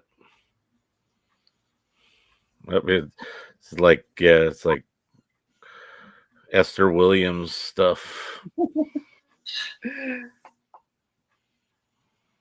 Doink. So many doggies. Doggo Central. Oh, doink. He got distracted. He could put that monocle in for that. So stupid. Oh no. Yeah. Oh, hello. Didn't realize there was any of that actually showing up. Ooh, there. That Oh too. my. And that probably wouldn't even have got it like a higher rating back when this came out. Oh no.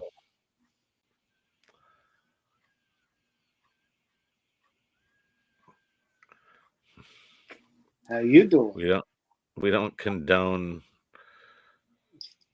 whatever he was gonna do. Yes. Um oh no, 50 acres. That's pretty big. Follow the donuts. Hey, Clark. We were talking about him earlier. Yep. Oh, they're filming Gone with the Wind. Yeah.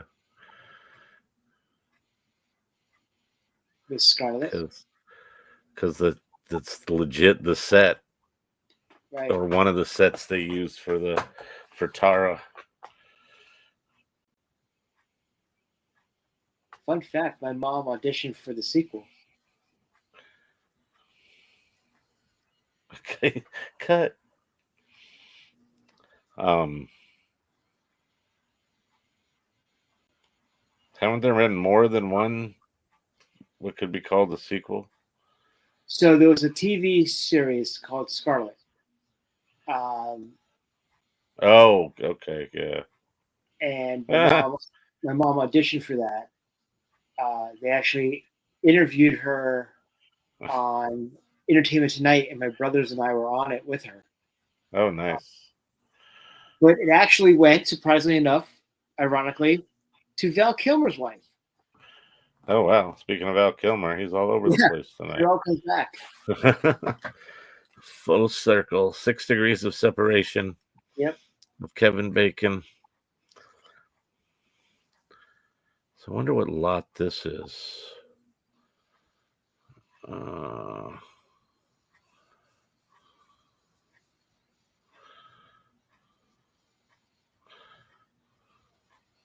Oh, that could be the old back lot where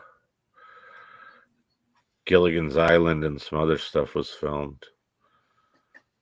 I think that's what that is. I don't know though. Dinosaur.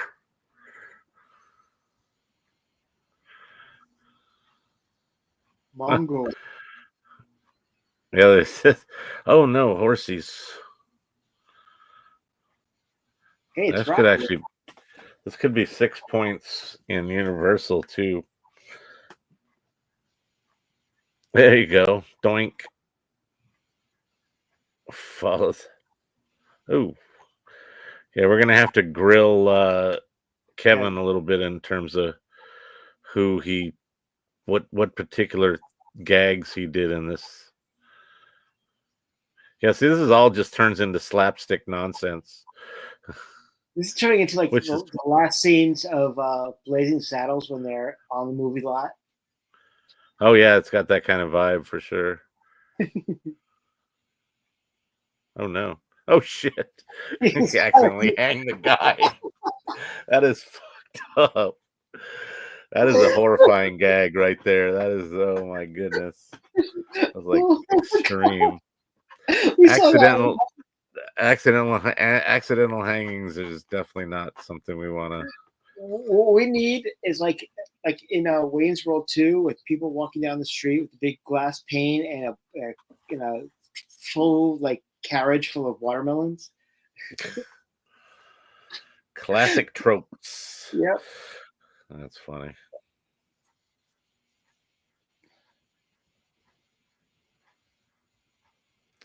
Wow. Strudel.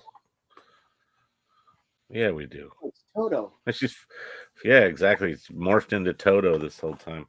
And they're on the yellow brick road already. Yep. Oh no. A giant fan. That's a total Chevy Chase trope.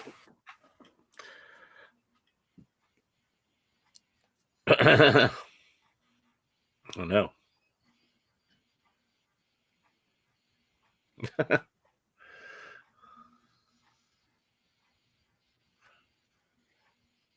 You get run over by a horse now.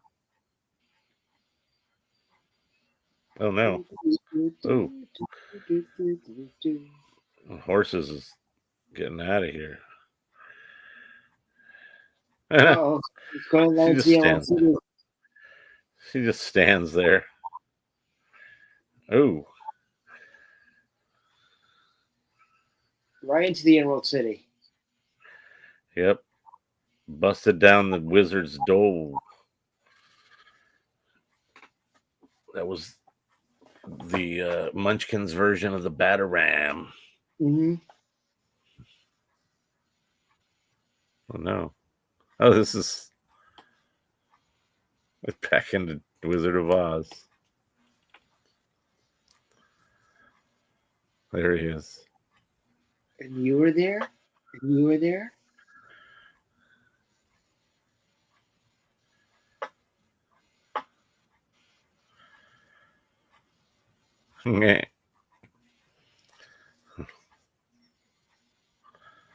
Rousing speech.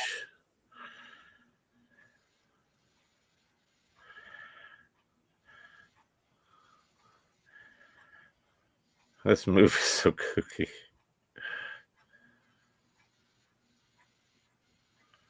Okay, your favorite strudel.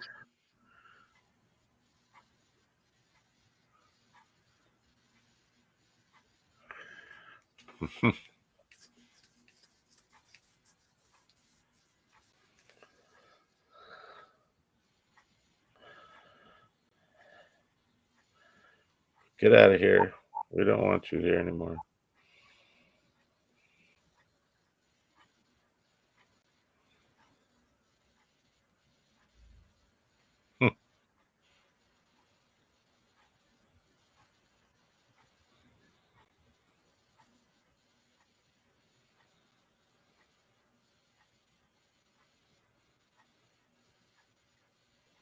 Hollywood.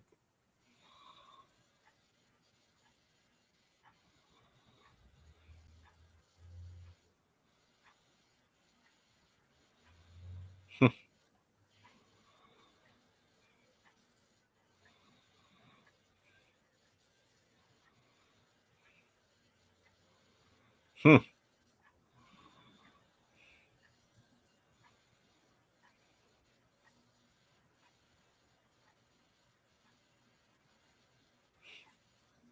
I love how they had to reiterate that he's bald. Right? He's a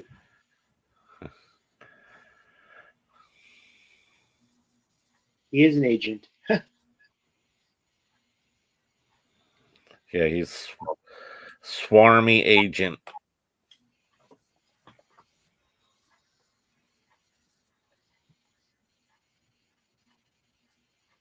Yay. Anyways, this is a kooky movie. We've been just watching for the most part. This has been, I've absolutely thoroughly enjoyed this movie.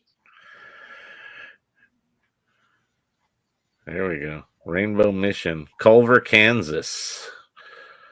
See, that's one thing. Culver City doesn't have a Culver's Burgers or restaurant or whatever the hell it is. And I think it's a huge misstep on the company's part. Right. Yeah, I can see why it may not have done well, but it's still fun. It should be more of a cult classic, I think. Oh. Oh, Yeah, he's fine. 15th life. this That was movie I loved it. That was a pretty good gag, though, the whole dog having to change throughout the movie. Yeah. Oh, next up for me is Spaceballs. Ooh. So cast the characters. Let's look at this. Chevy Chase, Carrie Fisher, Eve Arden, yeah, classic. Mako was definitely. Joseph Mayer, Robert Donner, Billy Barty, yeah, Mako, Cork Hubert, Pat McCormick, Tiny, he's in a lot of stuff. Mm-hmm. Richard Stahl.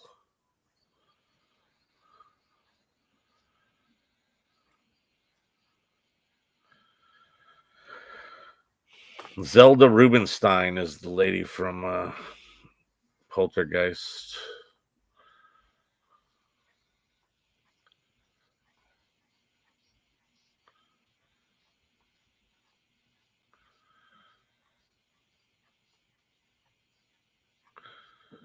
Well, Pops passed away before the movie came out. That's too bad. Whoop, Victoria Fox, I didn't. Margot. Is Margot in there? Yep, Margot's there listed, which is Oh, Margaret Oslos. Margaret, yeah, there it is. Anybody else? Where's Debbie Carrington? She played the sad Ewok in Return of the Jedi when her friend got killed.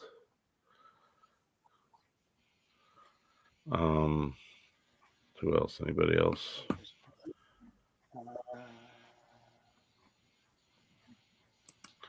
I don't reckon any other names there. Let's see here. Yep. A lot of people. Kevin Thompson, I see there. Felix.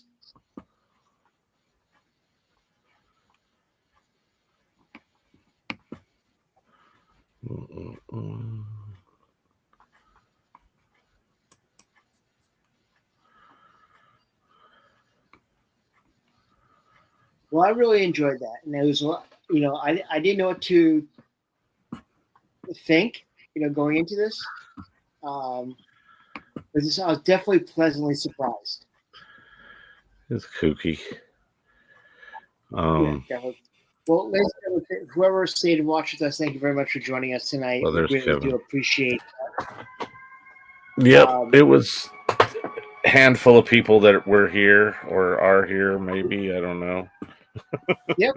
And I want to thank everybody who stopped by earlier tonight. Don't forget also that this coming Saturday, the racers are going to be taking off sale. So if you're interested in getting a racer for Star Wars Celebration Japan, please reach out to Joanna. We have obviously right there on the screen what it looks like. Joanna just did a post about like 20 minutes ago. Please check that out. Also, don't forget that we will have all of our racers, T-shirts and everything on TeePublic are 40% off currently this weekend. And also, starting on Friday, you can get the new Kessel Sabak from Hyperspace Props for 20% off, which is pretty awesome. And if you went on the virtual Cantina family vacation, you can buy your tickets this Sunday at 9 a.m. Eastern, 6 a.m. Pacific for the family vacation. It's going to be a lot of family vacation, for family vacation members for the Not So Virtual Cantina special edition. And don't forget, on Sunday, we do have another episode of the Jedi Archives, and we have another full schedule. And next week, we start the Skeleton Crew. And we got two guests, Mario Matulis and Nick Benjamin, who is the flight coordinator for Skeleton Crew. So it's going to be a lot of fun. I'm very excited about that. And we'll definitely report back after a lot of us are going to go see it on Monday. Yeah, that'll be interesting. A lot of fun. So, sure. Jeff, anything you want to close out with before we get out tonight? I'm just surprised we ended up watching this. I kept kind of rooting for it in the background, mainly because of the Star Wars connection. Also, the fact that they shot it on my street, yada, yada. I got Carrie in it as well. I love Chevy. I love Carrie. I love Billy Barty, especially back then. Anything that, had the majority of these people in it, I was interested in. So I'm glad we got a chance to watch it. It was kind of kooky and, somewhat non-PC. And it was not, as big of a hit as it could have been, but it was a fun movie. So that's all it's all about. Absolutely. Well, that's great. So, ladies and gentlemen, thank you so much for joining us tonight. We will see you next week when we start episodes 1 and 2 of the Skeleton Crew. And from Jeff and Spencer, I'd like to say, there's no place like home. Are you a good witch or a bad witch?